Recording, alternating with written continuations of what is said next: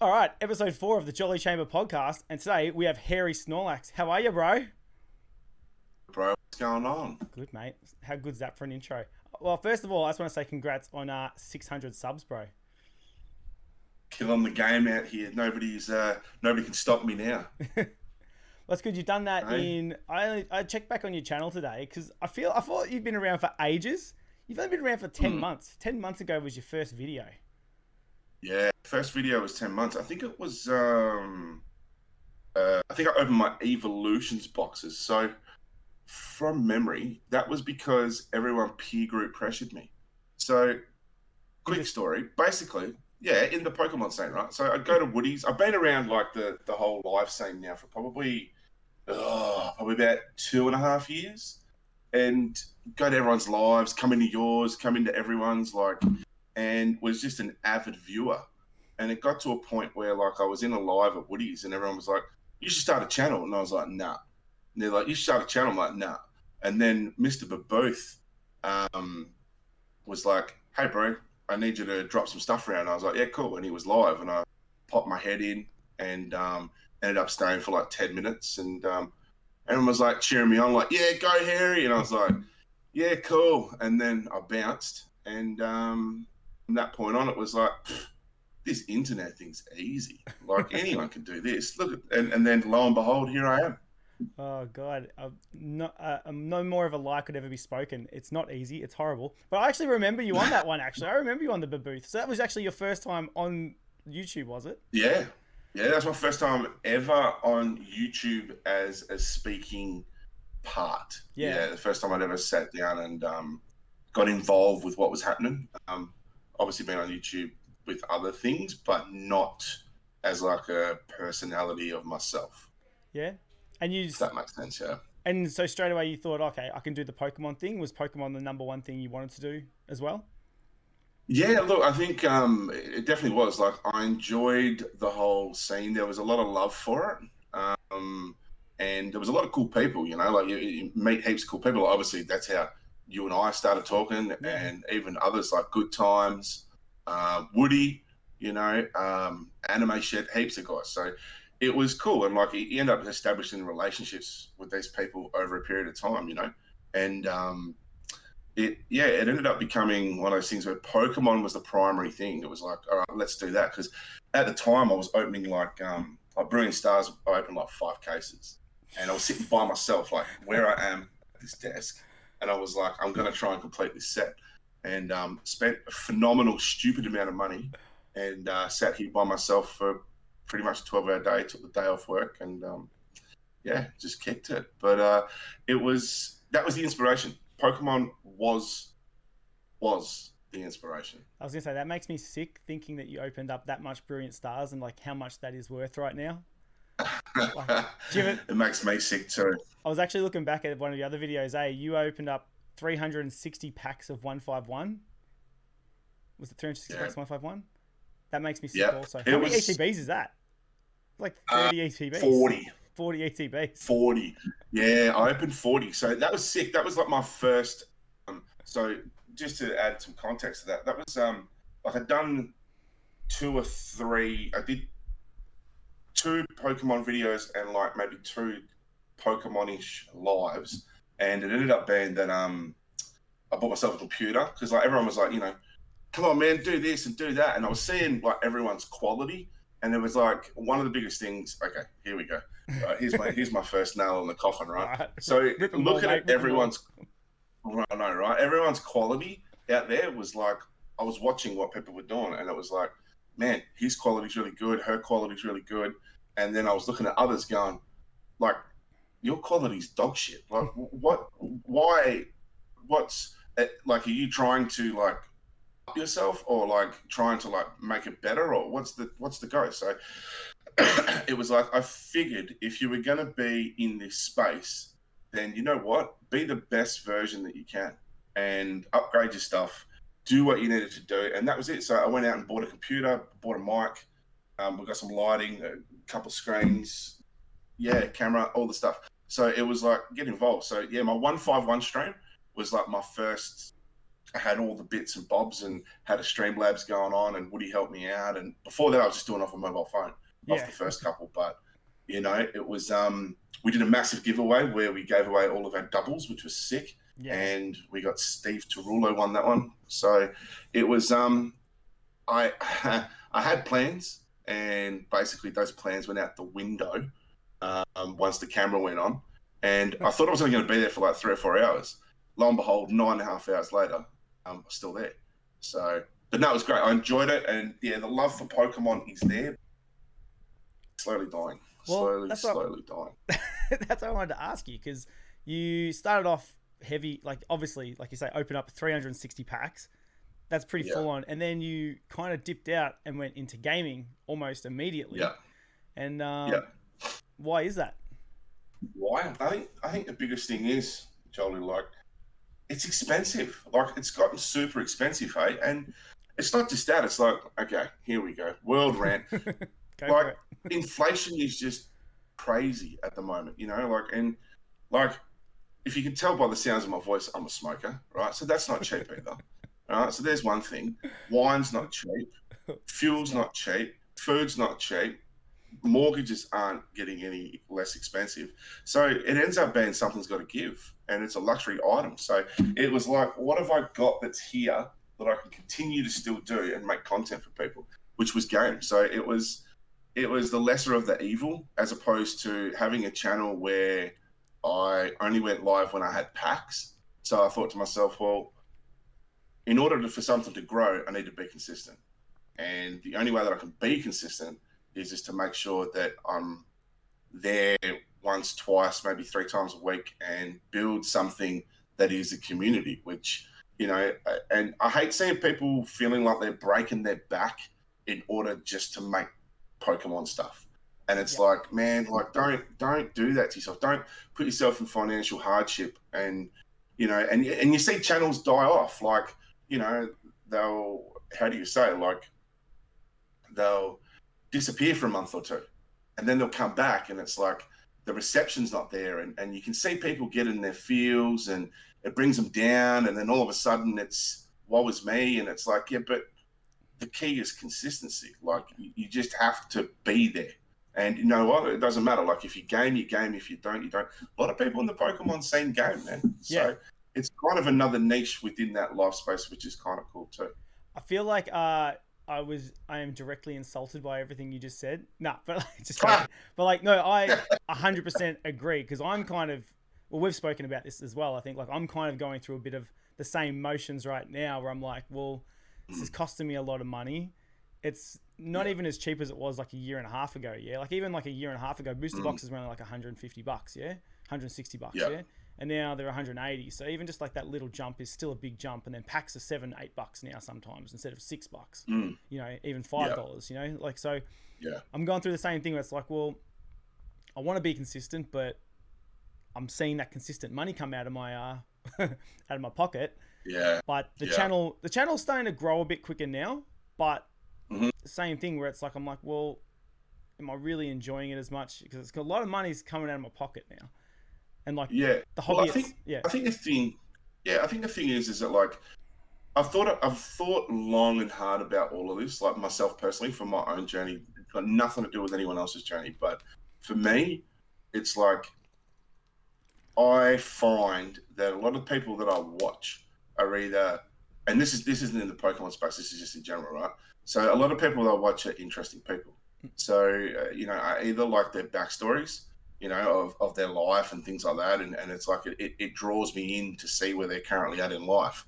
A lot of people go through a lot of different things, good and bad, you know. So it's kind of like you get to see what their life is like in a sort of public sort of forum if they're willing to do content. But I find with the Pokemon stuff, as much as I love it, as much as I love, you know, getting a hit and this and that, the next thing, like, for me, my journey is primarily around the fact that I want to be my own personality. Like, it's like, you know, and I want that personality to reflect in whatever it is I decide to do. So a diverse channel, in the sense that, yeah, okay, you can grow a gaming, you know, following community here, you know, and you can be humorous while doing it, but let's apply that humor over here, you know, and see if that transpires over here too. And maybe those people that enjoy the gaming are going to come across, because there's going to be a percentage of people that enjoy you for you, right? Regardless of what you do. So I think it's about trying to find where you sit, and not so much, for me personally, niche myself. Where I find is like, you know, I had a conversation with someone the other day, and it was like, what happens if all the Pokemon cards in all the world disappeared tomorrow? Or the Pokemon company just said, right, that's it, no more Pokemon cards. What would you do in your channel? That's the main question that I have for a lot of people. Like, what would you do tomorrow if all the Pokemon cards in the world, the Pokemon company said, no, we're packing up, we've made trillions of billions of dollars from you guys, see us later, thanks for coming. Yeah. Like, that's just how I think of it. So what's your personality going to do after the... It's a good point, actually. What's your personality going to do after the thing you're kind of trying to get people into goes away? Yeah. It's kind of a good way to look at it, actually, now that you've said it like that, eh? Like, what's the... Yeah. It's, I think it's more so, and the great thing is, like, looking amongst the Pokemon community, we have a lot of great personalities, like, and that's the thing, like, and I see some of the guys, like, I'm just speaking now primarily for the Aussie scene, like, I look at a lot of guys in the Aussie scene and go, man, like, I could see you doing something like this, or I could see you doing something like that, and it's that next thing. But it's one of those things where, like, you want to see people progress naturally and do what they do. And as much as I might think to myself, yeah, you'll be sick at doing this, or you'll be sick at doing that, it's like, you've got to let them grow how they want to grow. And that might even be their interest either. So yeah, it's trying to just I don't know, like, personality for me is number one. Like, I feel like you just need to... I have the worst personality out there. I call all my viewers... definitely do not. You have a great personality. Man, I call all my viewers scumbags, it's the best. Dickheads, whatever. Like, you know, and that's the thing. Like, it's all in fun and it's all in love, right? Yeah. And at the end of the day, that's how I talk in my normal life. Like, people I work with... I call them scumbags, I call them losers, I call them all sorts of stuff. But I'm the first one, if they fall over, to put my hand out and grab them and help them up. So yeah, it's all in love, you know.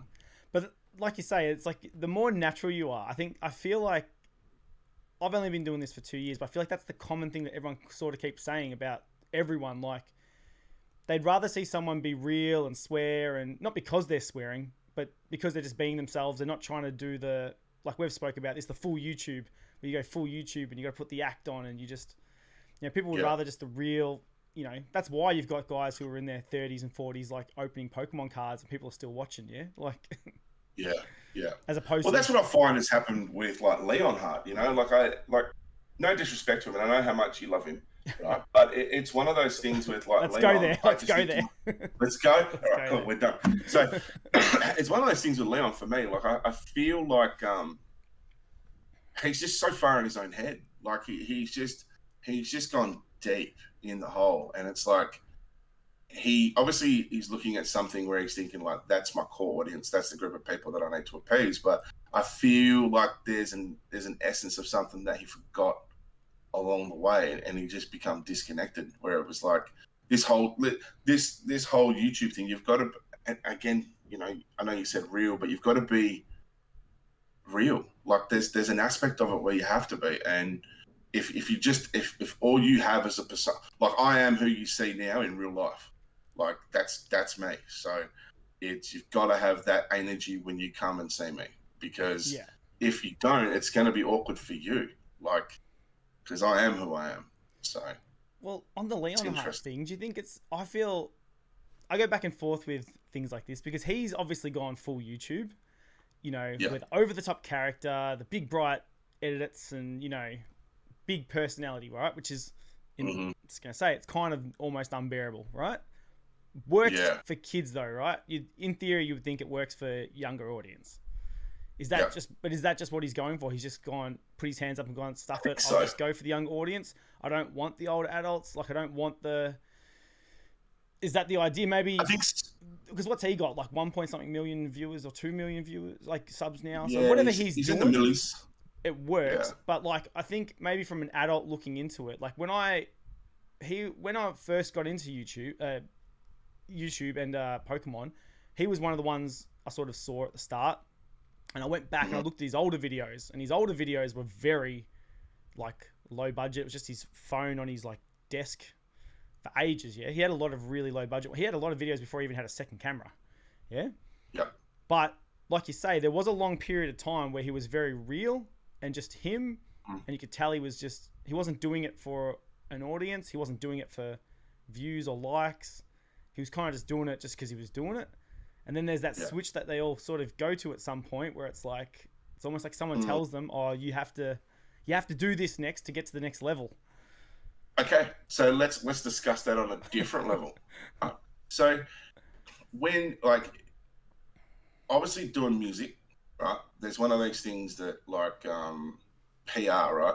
So like your public relations team and things like that. So obviously, you know, I compare it to bands, like, because okay, so it's one of those things for me where I look at albums, right? I'm a big album guy. I like to listen to albums from start to finish, and especially for bands that I like, right? So like when you see a band come along and they do like their first debut album and it's like sick, right? And you go, oh, that's sick. Like it's new, it sounds fresh, it's dope. And then you go on to the next one and it's like, yeah, more of the same, but just like another sort of level just above. And then they go to like normally like a third album where their PR team has gotten in the way, and they end up, it's like, we're going a new direction. And it's like, you just go, oh, for fuck's sake, like, why go in a new direction? Like, this is what I fell in love with. And a lot of people then combat that and go, oh yeah, you know, but it's like, you've got to evolve. You've got to do this. And it's like, yeah, I don't know. I don't know if evolution sometimes is a gift or a curse. And bringing it back to Leonhardt, I don't know if he ever evolved in a way where I feel like he lost himself. Like, I feel like at some point, like, he could have gone the lines of like, oh, you know what, screw you guys and blah, blah, blah, and throw shit around and do this and do that. But again, like, opposite end of that spectrum, you've got Cool Trainer Ryan that does that, right? So can you sustain that? Can you, how long will the audience be engaged for you throwing shit around? So there's a balance, right? So you've got to kind of, it's a wave that you've got to kind of like nurture and move around, as opposed to go like this all the time, you know? So, and that's how I kind of look at the two. If I compare those two, they're opposite ends of the spectrum. It's like almost like a yin and yang, you know, like, so I don't know. I just think that, if you do something to the extreme, then you're going to lose it. That's my opinion on that. Like, you've kind of got to bounce backwards and forwards, be real. Yeah. Well, it's good that you kind of said that, because like Cool Trainer Ryan, I think at the moment's kind of, he's hitting like a really good stride right now where everyone's kind of like getting in on that. But it's true, because he has kind of done the same thing for a long time now. I know he's just moved offices and stuff now, and he's got a new setup. Him and like Rev and Volt are sort of doing a real big collab videos together, which is kind of blowing them all up, I think, simultaneously, because like, Volt's just hit 100k. You know, Rev's just Rev. He's the king of the mountain. Rev. He's the king of the mountain. Yeah. But that's what I mean. Like, so where do you sort of fit some, like Leonhardt, if he's trying to be goofy YouTubey, you know, you can't really. Yeah. I just don't know if I like the. Or is that just you just don't like the goofy YouTubers? Is that what it is? Maybe. No, like, because I'll be honest, I don't. my first introduction, well, not my first introduction, but someone who I used to watch religiously, even like at one point knew their like weekly schedule when a video was coming out, was Real Breaking Nate. I used to watch him like quite a bit, you know, and like, he's very, very kid friendly, but I feel that he is himself. But again, like, his content, right? He's out there, he's going and doing vlogs. He's with Marie, which is his wife, and they go out to shops and they grab packs, and he tries to make it the most interesting that he can. And I don't like, he's like, okay, Leonhardt going into a boxing ring, nobody wants to see that, right? I couldn't give a shit what happens to Leonhardt in a boxing ring, right? That guy, he's got big arms, fantastic, but so does half of the guys at the gym, right? And half of the guys in prison. So which one are you? Right? Who cares? So it's one of those things where it's like, what, your arms have got swole from opening packs? I don't think so, Leon, right? So, but anyways, I think my point was that, like, I can't remember family what the point friendly, was. like, like family friendly. So like with what's his face? I just said it, Real Breaking Nate. It was like his personality. I think that's him. Like, I actually think that that's him, genuinely. Like, Whereas when I look at Leon, it's sort of like, Pretty over the top fabricated. yeah, look, if you were going to sit and have a beer with me and you started going, chores, I'd be like, mate, listen, just shut up. Like, don't. Just shush, shush. I wonder if anyone's told him yet, though. Has anyone told him, like, I reckon he reel knows. it back in? I reckon he knows. You reckon he knows? Joel. Like, he's got it. Yeah, absolutely. Like, could you imagine his wife? Like, I'm guessing he has a wife, right? He's got a wife. He's married. And his wife would be like, honey, come downstairs. You know, we're having pizza tonight. Pizza? Oh my God, it's a pepperoni. He'd be like, shut the fuck up, Leon. Like, it would just, you know what I mean? Yeah. No way he's that real. Nah. Okay. I can't remember what the start. I can't remember. I had like another question to ask you after that, and because it went on such a tangent. It was a good tangent. I liked it. But you did say I do like how you said like the selling out point, right? But when do you sell out? Like like you have to though, don't you? It seems like that's the playbook. That seems like it's the playbook, yeah. And at some point, you have to go. All right. Going back to the band argument, the reason why all these bands do sell out is because you do the years of grinding, you do the touring, you end up going around the country in a van, you know, you sell all your merch, you get back to the end and you got no money and you're like, wow, I either don't want to do that again or I don't want to go back to my full-time job. What's the next level? And then the producer is like, got to write a catchy single, got to write a TikTok hit. Yeah, and then you're like, oh, crap. Yeah. And then you do that and then your core audience hates you anyway, right? Yeah. So that's it. But I think, okay, so great point. And I think that, like, you can further digest that along the lines of, like, yeah, what is a sellout point? Like, for me, I don't have one, right? And that's the thing, like, and, you know, play this back later when I'm 12 million subscribers, right? But I feel like I don't have a sellout point. And the thing is like everyone says that. I feel like everyone says that. Everyone says that at the start. Yeah, but my morals are worth more to me than $1. And that's where it comes down to for me. Like, I've walked away from bands. I've walked away from other things just for the pure fact that it's like, I'm just not doing that, man. Yeah. You know, so it's, I don't know, like it's in this space anyways, for me, it's like nobody in this YouTube scene, not even my wife can tell me what to do with my channel.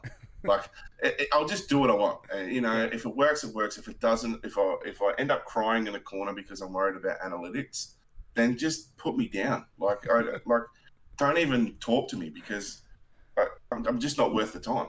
I don't know. I look at it weird, man. Like, analytics, it's a whole other thing. I was going to say, are you obviously not an analytics guy then, eh? Well, actually, no, before I ask you that question, right? So, like, when you did the jump from Pokemon to gaming, was that any reason to do with that? Where you're like, oh, this views aren't doing this, it's not doing what I want. Is that why? Was it still just purely the money, like just the cost effective and consistency thing? Yeah, 100%, bro. Like the Pokemon site, like, don't get me wrong. If I had $1 million, I'd probably sit here and open cards and work out an investment way of being able to do that. But for me, it's just not viable. Like, it's really not viable at this moment in time to sit there and open cards. And that's, you know, like, okay, so even with the cards themselves, it come down to this thing where, like, you go back now and Scarlet and Violet base set Miriam is like $60. Yeah, it's not. Like, there was times where you go back to Sword and Shield sets, later Sword and Shield sets, where, like, some of these cards are like $300, $400. Like, so I get that everyone gets this is the thing, the hype train at the beginning of a set is like, oh, this is worth this, and this is worth that. And there's a FOMO that's going on out there where people are like, well, if I buy the packs now and I buy the booster boxes now at $180, you know, I could pull this $300 card that's now in case in another 4 months it ends up being a $450 card. For what? Like, what are you really trying to do? You know, like, it's, financially for me, it wasn't a reason for going to gaming. It was more, financially for me, that was the reason for going to gaming. It was like, well, I have all these games that I've spent my money on. You know, what am I doing with them? I'm sitting here playing them by myself and talking shit to my buddies about what we're doing and sometimes laughing our head off at how much of a boomer we are at playing video games. So might as well show that to the world, you know? But that, yeah, I forgot what I was about to say. I fully just had a mind blank then, but Yeah, you know how I do it. I always have a mind blank midway through one of these videos. Well, that's Wissa. Think about No, it. I was It's just okay. what was that? Just Wissa. That's all right. No, I was just gonna say, with the video games.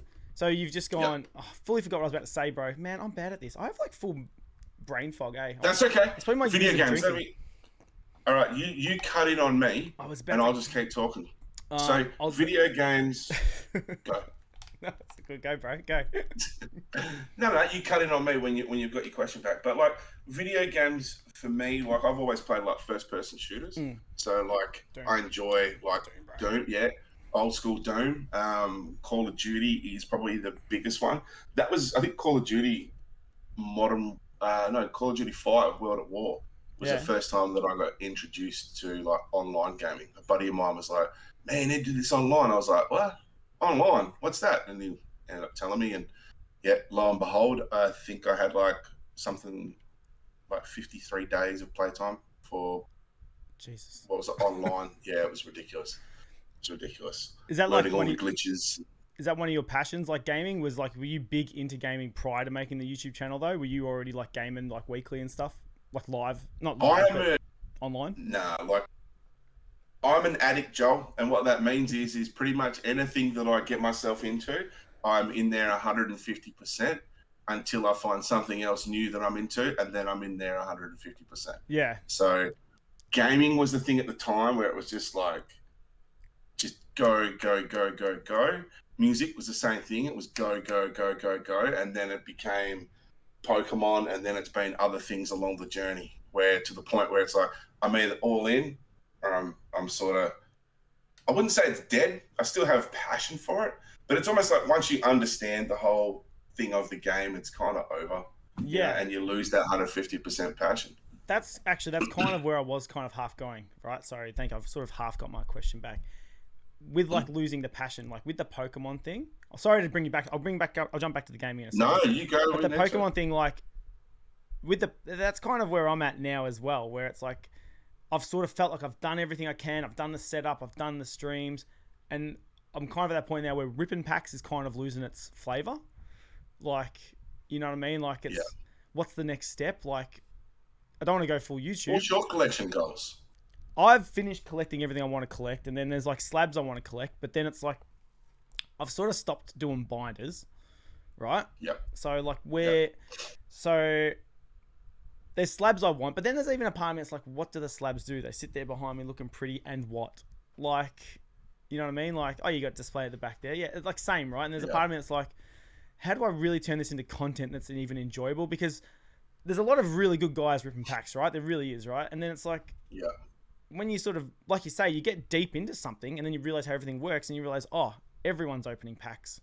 Everyone's doing holiday set booster boxes. Everyone's doing, you know what I mean? Like you're like, and now I got to think of some idea. And then it's like, well, okay, well, my idea at the start was like, I'm the guy with tattoos and I'm come from a different scene, blah, blah, blah. And then I realized everyone in the Pokemon scene's got tattoos, and they're all like, we're all the same dude, yeah.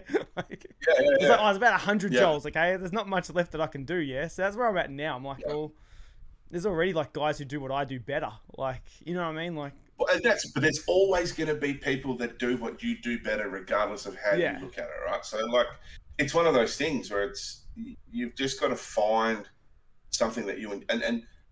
It becomes competition, and that's one thing that I hate. I hate that. Yes, yes. Right? It does. I hate it. It is I hate competition. Yeah. Why is that? Why is that?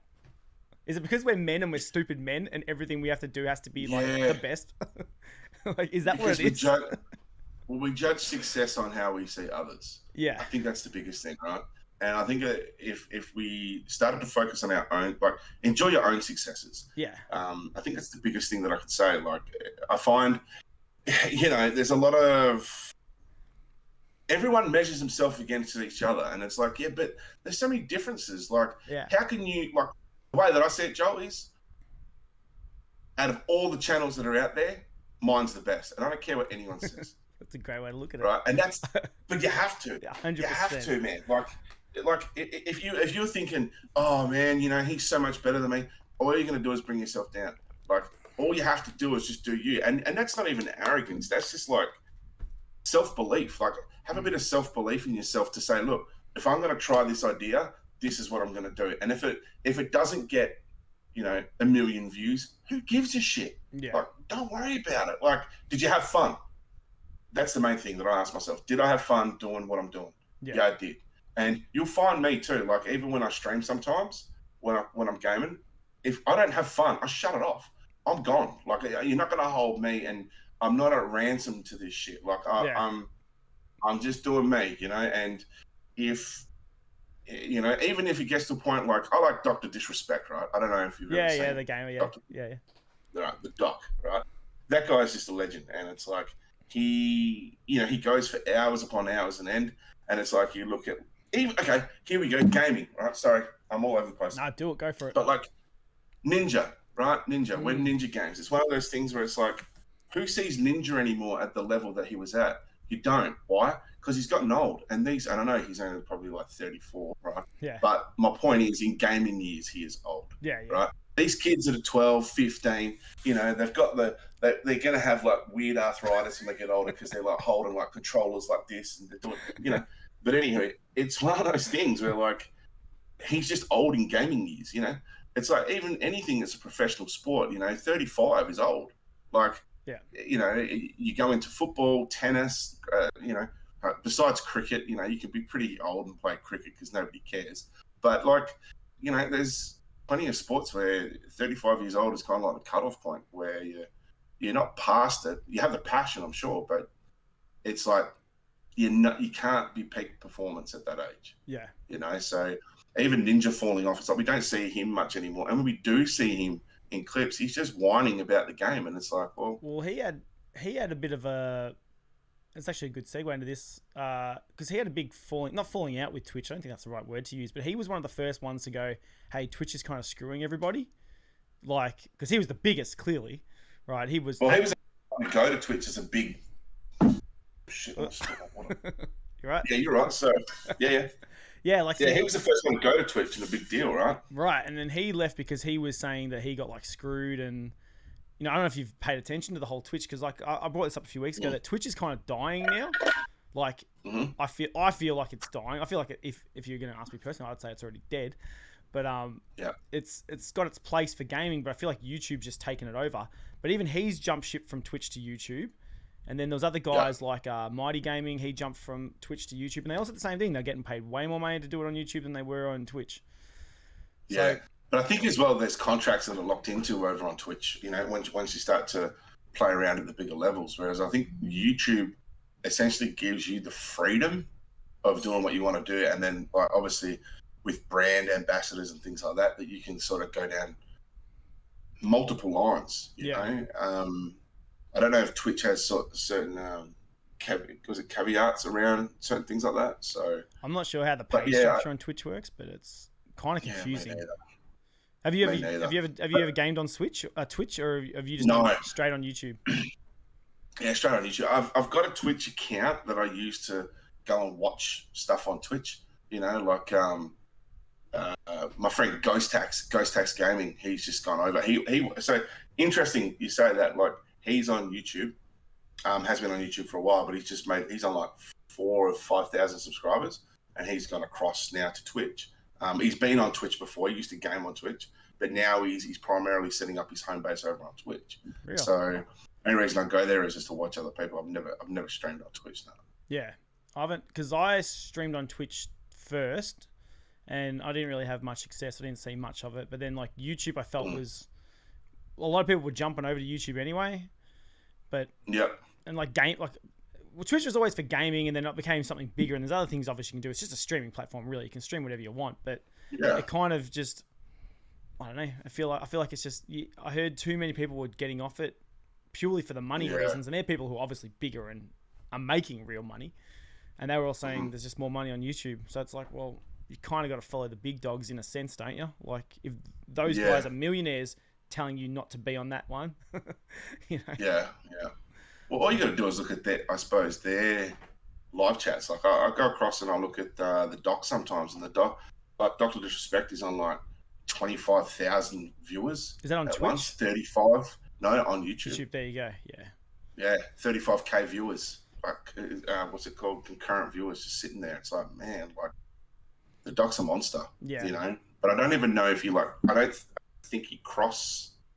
You know how you get some people that like, I'm streaming on YouTube, but I'm on Twitch, and then you go to their YouTube channel and it's like they're not even addressing the chat because they're talking to Twitch. Yeah. I hate that. That's one. I hate that. That doesn't even make sense. Yeah. I know there's a few people, what they'll do is and it does work, 'cause I've seen it does work. They do their lives on Twitch, and then obviously they record it, and then they clip and fix it for YouTube. So at least they've always got content, like, and then they'll give it like a proper thumbnail and clip it so it's like an actual video. Like a few guys do that, and that works too. I guess that's one way. It works, both platforms. But even in my head, I still look at it and go, just do it both on YouTube. Really? I know that's just what. I know. I think the same way, bro. But like even with the, you know, going back to like the Pokemon / gaming thing, like I feel like that, you know, that there's more avenues to be more creative with video games. Like I think one of the things that you'd agree, we probably look around a fair bit, is like the games and stuff that everyone plays when it comes to Pokemon cards. You know, it's like we've got wheels, we've got all sorts of different avenues of how we play games, and it's like how, like, but how creative can we get with that to the point where it's like, what's new? So it's like when I go and watch, like for example, Woody, right? So with Woody has his thing where he does like packs in the bowl, and he's got like different things sort of set up, and I kind of look at him and go, I think what he's doing is great. Like I enjoy watching the creativity side expand on that, and it's almost like opening up another door to be able to do something else, you know. Whereas it's like there's a lot of it where it's just like, all right, we're going to run a wheel, we're going to do this, we're going to, hey, I've done it myself. Yeah, but I've done it too. I've done it too, you know. And I just think to myself, like how sustainable can that be? How much does the envelope need to get pushed just that extra bit where it's like, all right, guys, what we're going to do is we're going to set all these energy cards on fire with everyone's name on it, and the first one to, the last one standing that hasn't burnt out is going to be the winner. And it's like, all right, cool, that's just nuts. Like, how do you, like, shit like that, you know? Like, it is hard. Weird, I know. It is hard, but with the advantage of Pokemon is, right, like, you always have something that someone wants. Like, you don't really have to think too hard for a prize or a giveaway, because there's always a sealed product. There's always a card. There's always a slab. There's always a booster box. There's always an ETB. So, like, depending on how much money you want to spend, obviously. But there's always something to give away, which is why I think in terms of a live, like you said before, if I was to take away Pokemon cards, what would I do for a live video? It's like a good question, right? Like the quick answer I'd say is like, oh, I'll just open up UFC cards or some crap, yeah. But like, how many of like the Pokemon people who follow me for Pokemon are going to really care about that? Probably 5%. You know what I mean? Like, but you know what I would do? Like, if you would ask me the same question, you know, like if you took away, I think this is a good question for anyone sort of going forward that thinks about what they're doing, and even for a good question for this segment. It's one of those things where it's like, what would you do on your channel if you couldn't do what you were currently doing? Yeah. And it's like, well, shit, like, okay, I think you've definitely found another way to do it, which is what we're doing now, and that is having conversations with people. I think I enjoy talking. Well, I think it's, for you it is, like, but like ask a lot of other people. Like for me, I would like to do the same. Like, to be honest with you, I'd like to sit down and talk with people on a more joking level, where like, you know, you get a group of people around and actually like have like a structured conversation around certain topics, you know, and whether it be, I don't know, what's happening in the world or in a gaming field, but like have people where they do come from different facets of this world to say, okay, you know, you're interested in X, Y, Z, you're interested in this, blah, blah, blah, blah. Let's see how different our opinions are on certain things, you know. Yeah. So I think you're going the right way in what you're doing. You know, I've been a joiner. I enjoyed the GGs and the Adam and WATTO so far, and I think it's definitely a good avenue for you to go, I think. It's not necessarily for me even. I want to do it for other people, because it's like, because originally when I actually tried to start a podcast years ago when I was going to interview band people. So this is a good segue into our band, band stuff. Yeah. So I actually tried to set up because like when you're in a band and you're at a lower level, how do you get you can't get your name out, right? You know, you've been a singer in a band. Yeah. So like Yeah. you can't get your name out there, you can't grow, like you can use social media to the best of your degree, but unless people actually ask you for something or to share something, you can't really grow. So when I was in a band, like I wanted to do interviews, not just to be a rock star, but just to get so people can understand and hear us. So you don't have to come to our shows. You can like hear and listen to us. And like today, like people probably never heard of you, but like, oh yeah, here's what you talk like. You know, oh, this guy sounds interesting. Let's go follow him, right? It's another avenue for like someone at a smaller level to promote themselves and grow and get their story out, because I find that interesting. I love that. Like I love finding out behind the scenes and how'd you get to here and who are you and why are you doing this. Like, I think you're right. Like the music side of things is a hard one. Like I don't know about you, Job, but like for me, I've been in bands since I was like 16 years old. 14, I was my first band, I think. Right. Yeah. So you would know just as well as me how lucky these kids have kind of got. Here we go. Yeah. Like really dude. These kids have got it today. You know, mate. Mate, like but handing out demos. So like burnt CDs, handing burnt CDs out to people. Yeah. Yeah, bro. Live that life again. Oh man, like that was a weird time. Like it was crazy, but like even like we didn't have. I remember the first time any sort of social media came around, it was like, oh, we got a MySpace account. What's MySpace? Yeah.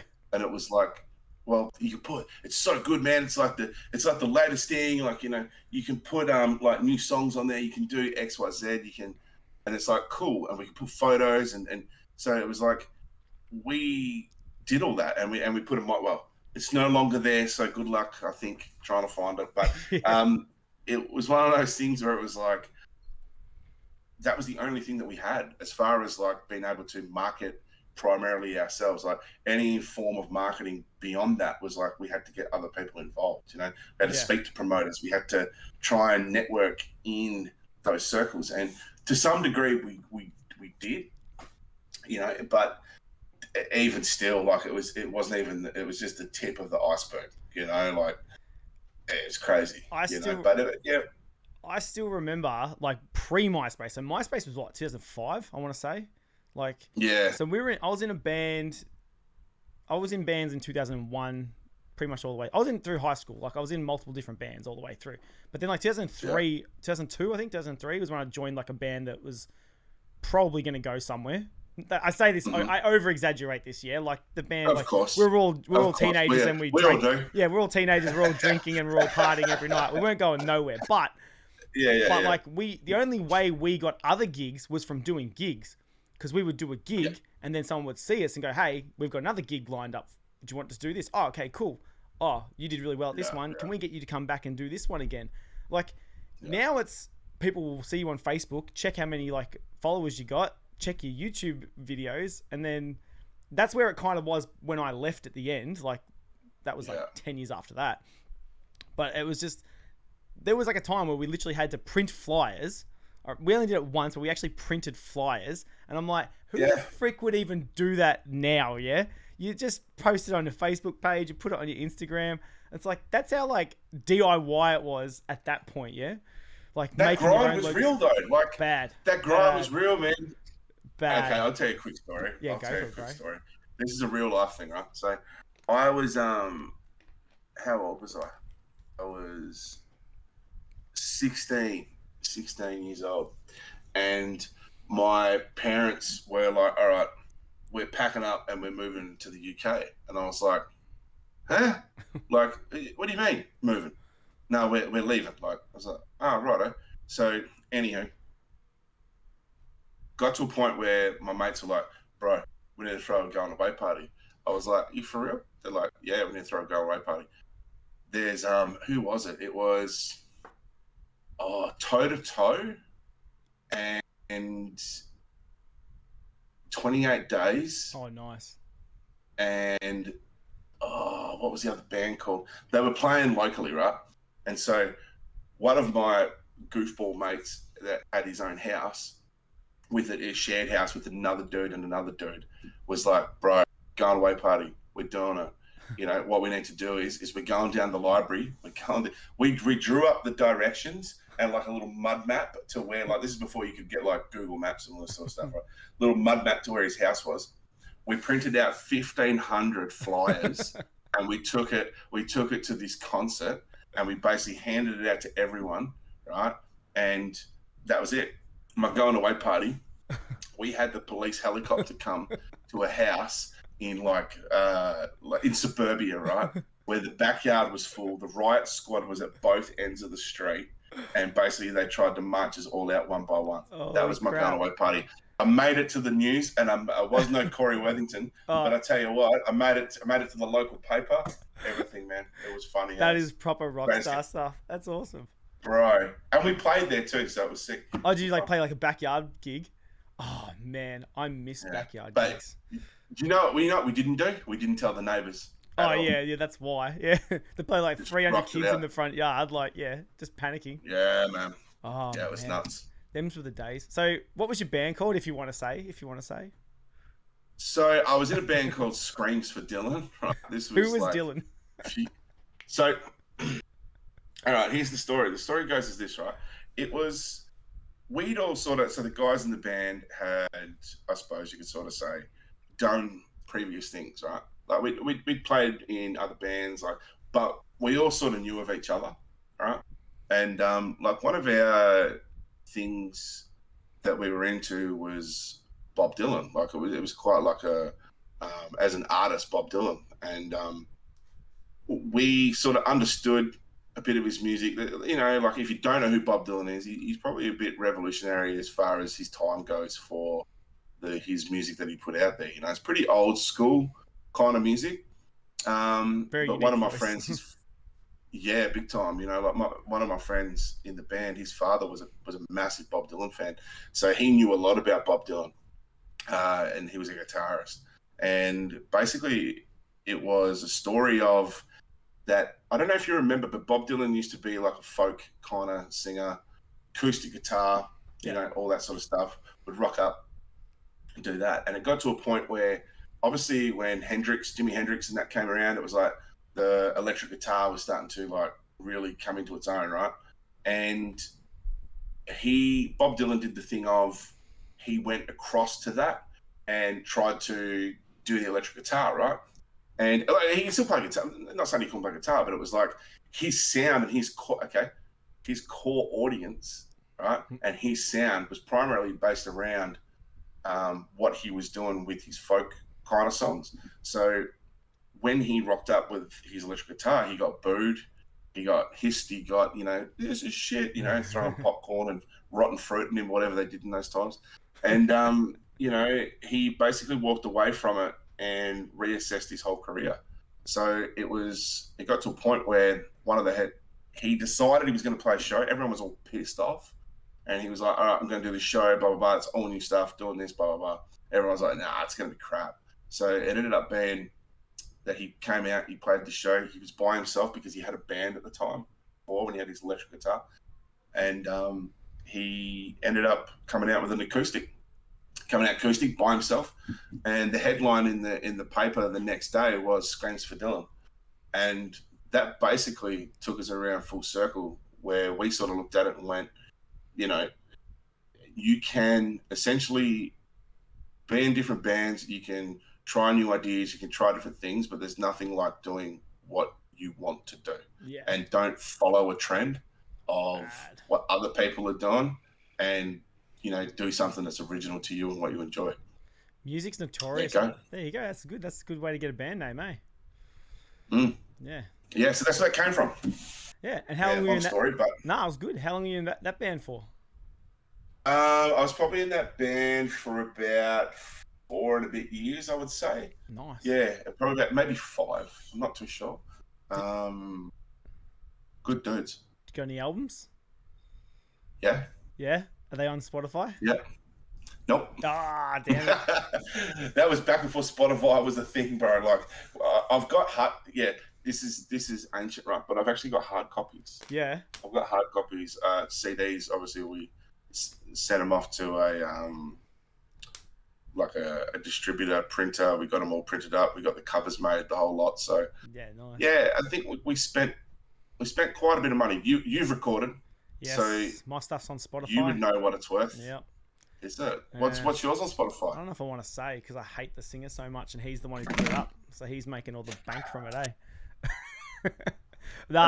Writing it down. I was in a band. We've got a few video clips on YouTube. We were in a band called Subjective with a K because we're that trendy, yeah. So Subjective that is with trendy. a K. I know, right? But that was the most successful band I was in. That was in my early 20s. So, yep. But yeah, same thing. Where just did the Rockstar thing, and it was all it was just as Facebook. It was when YouTube was not even YouTube now. People forget that YouTube, even like just 12, 13 years ago, it was completely different to what it is now. So like we were like not really, we were trying to do things with it, but we didn't even know what to do with it. We're like, oh yeah, don't nerds just watch YouTube? Because this is before people were still making, people were content creators and stuff, yeah? YouTube was still just for nerds to watch like video clips on and stuff. You know what I mean? Like, it wasn't really crazy. So we kind of, but like you say, you look back now and you go, oh, if only we'd known, if we only paid more attention. Like, I remember showing the singer Instagram, yeah? And he was like, what's that? It's like a crappy Facebook. It's stupid. Let's not even bother with it. And then now it's like, you know, Instagram is what it is, you know? But do you find, okay, here's a genuine question for you. Do you find, with that being said, like, when something new is coming out, like, based on previous history, we've always sort of knocked things back, right? Like you said. So you show old mate about Instagram, and he goes, it's a crappy Facebook. Stuff that, man. Stuff that. We're on Facebook, bro. Like, this is the shit. Like, but then it's like, now we live in a society where it's like, if something like Threads, all right?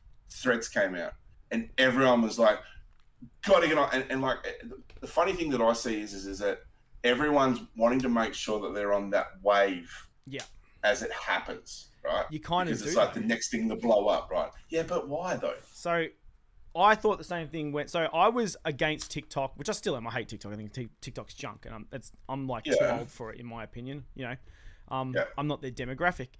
But if I go back and I remember what happened with MySpace and what MySpace did for bands, right? Like, I don't know if you remember around that time where bands were blowing up purely because of MySpace, because that was the first time. Probably the first time in history where you kind of saw people outside modern media, because modern media didn't get this shit for like years, yeah? It was years before like the news and shit was even on Facebook, yeah? Like, where we were like, because when MySpace first came out, the first thing I said was like, hang on a minute, all I see is free website. That's all I thought, right? This is free website right here, you know? Because before that, what did you do with your music? You had to either physical copy it or make a crappy, you know, website. And websites in the early 2000s were dog shit, let's be honest, right?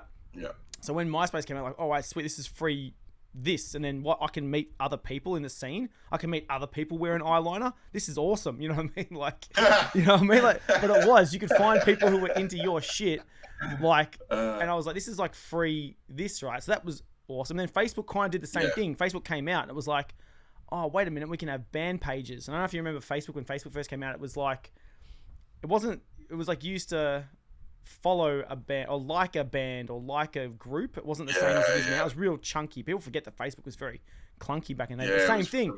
It was like, wait a minute, I can put pictures of my band on here. Sweet, that's cool. That's good enough. And eventually you could upload music and all the crap you could do with Facebook now. But same thing. And then Instagram came out and I was like, Instagram's kind of a thing, yeah? Because I was using it to take selfies in my bathroom at the time and shit, yeah? And then the singer was like, this is stupid. Like, no one's using this except for like, people are just supposed to look at photos and I can't put other things on there. Yeah, exactly, right? People are looking at food, you know, because this is before everyone was really hardcore taking selfies and shit, yeah? And it was like, people already were, but it wasn't like, you know, the world we live in now. Yeah, publicised, and couldn't see the potential of it. And then now, 5 years after that, you see what Instagram's done, and then you're seeing what TikTok's done. Like, TikTok, my mate was telling me about TikTok years ago, and I was like, it just sounds like another fad. And I did the same thing that the singer said when he said about Instagram, yeah? You know what I mean? And it's just because I missed the generation. And then TikTok's obviously blown up now, and you kind of do have to jump on these waves. Like, because some other kid is... you know how I know you have to? Do you know how I know you have to? Because there are so many shit bands out there. That's how I know. Because I know that the only reason they've gotten anywhere is because they had a good, like... They knew about social media. I can almost guarantee that the bulk of shit out there that only reason it has any sort of like amplified publicity is because they're good at like social media. Yeah, but that's it. That's the problem. Quality though. of Like, music means nothing. Yeah, I know, but that's the problem. It's like anyone that's mediocre now, as long as they're able to sell themselves, can get somewhere, and that's what pisses That's the me world, off. bro. And That's TikTok in a nutshell. yeah, but that's okay. So that rolls back around to one of our original topics when we started. This was, like, would you sell your soul for views? Like, nah, I don't know. Like, it just. I feel like the I don't know, I default just now for couldn't. people is to sell your soul for views. That's What it is. That's the default for people is like, oh, well, to get views, I've got to start an OnlyFans, or I've got to go full YouTube, or I've got to like have some weird. But that's the thing. Like, I want it back. I want it back. I want to back some of the old school shit, right? And I'm here to bring it back. And that is, I'm going to abuse you. I'm going to call you what I want to call you. I'm going to be real, because this whole bullshit in the world that it is today. Like, I'm not going there, right? But I'm just saying, like, I don't want to play games. Like, I just want to treat people respectfully, and call them a bunch of scumbags. Like, it is what it is, Like, I don't want to play games. I'm sick and tired of this world that I live in. Just put me on fucking Mars already, Elon. Hurry up. I would like to go back. Get me off here. I would like to go back pre-social media. I always say that, like, my early 20s, late teens, when there was only MySpace and Facebook was just like you and 20 other people from high school. That was good times. And then after that, I think we got to social media heavy to what do you call it? Like it's too much part of everything now. See, that's the part of the game as well. Stupid, Joe. We've become stupid as people. But that's the big thing. It is the chasing likes and stuff. It's like going back to the YouTube thing, right? You can't just have a YouTube channel, You've got to have a YouTube channel, then you got to have an Instagram, and then you got to have a Discord, then you got to have you know what I mean? You can't just I only got Instagram like last year. Yeah. And the only reason that was because I was talking to Woody and the Anime Shed, right? And the Anime Shed was like, bro, you need to get Instagram. And I'm like, I don't have Instagram, Shed. And he's like, yeah, bro, you need to get it. And do you know who the Anime Shed is? I think I do. Have you seen the Anime Shed? Yeah, Anime Shed's a legend, man. He's a nice bloke. He's actually from, he's from Melbourne. He's actually in Melbourne. Yeah. Yeah, nice guy. And yeah, he was like, and then we ended up having like our own little chat where we would talk with each other and things like that. And then all of a sudden, I put a photo up, and now I've put like 20 photos up, and now I still don't care about Instagram other than talking to the people I talk to. So it's I'm just a dinosaur. Like I really am. Like I don't like I don't even care who likes me in real life, let alone online life. Like I don't care. I just don't. Like I don't know. I like myself. That's all I care about. I feel like there's this world out there, like my missus she's not into social media at all, which is like one massive thing I love about her, because like I've dated girls who are very into social media, and I hate that. I know I hate that. My missus probably has about 20 photos on her phone, Like couldn't give a crap.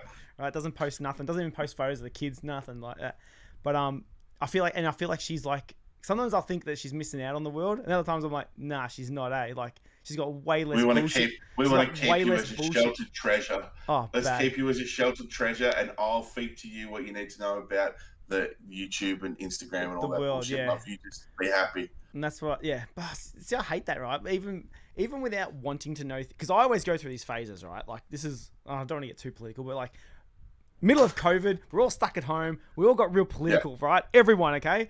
Yeah, everyone. Listen, I'm not going to open up that can of worms again, but like everyone got a little bit too political on every side of the spectrum, right? No one was right, no one was wrong, everyone was a moron. That's all I say. That's how I've come out of COVID, right? Yeah, that's very cool. But like,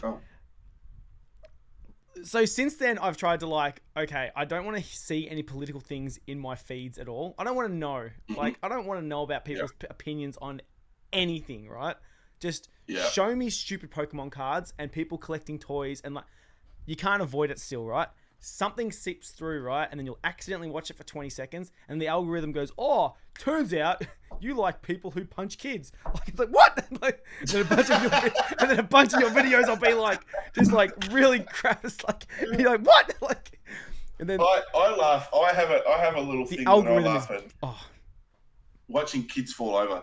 That's it's my funny. favorite. There is watching them fall over. Hilarious. There is an Instagram page called Kids Falling Over or Kids Getting Hit with Is things there? or something. Yeah, it's pretty funny. I'm gonna have to It's try like it. kids It's falling off hilarious. playgrounds. Like, they're all fine. Like, there's nothing crazy bad. Yeah. You You're not endangering children. Nah, they're just getting hilariously hit. Tripping over and stuff. The swing hits them. Yeah, the swing goes back too far and they walk in front of it. It's hilarious. Or the one where the cat jumps out of the bush and like jumps on the kid and the kid just freaks out. It was like a full like ninja cat like comes out like pretty funny. No, I haven't seen that one, but yeah.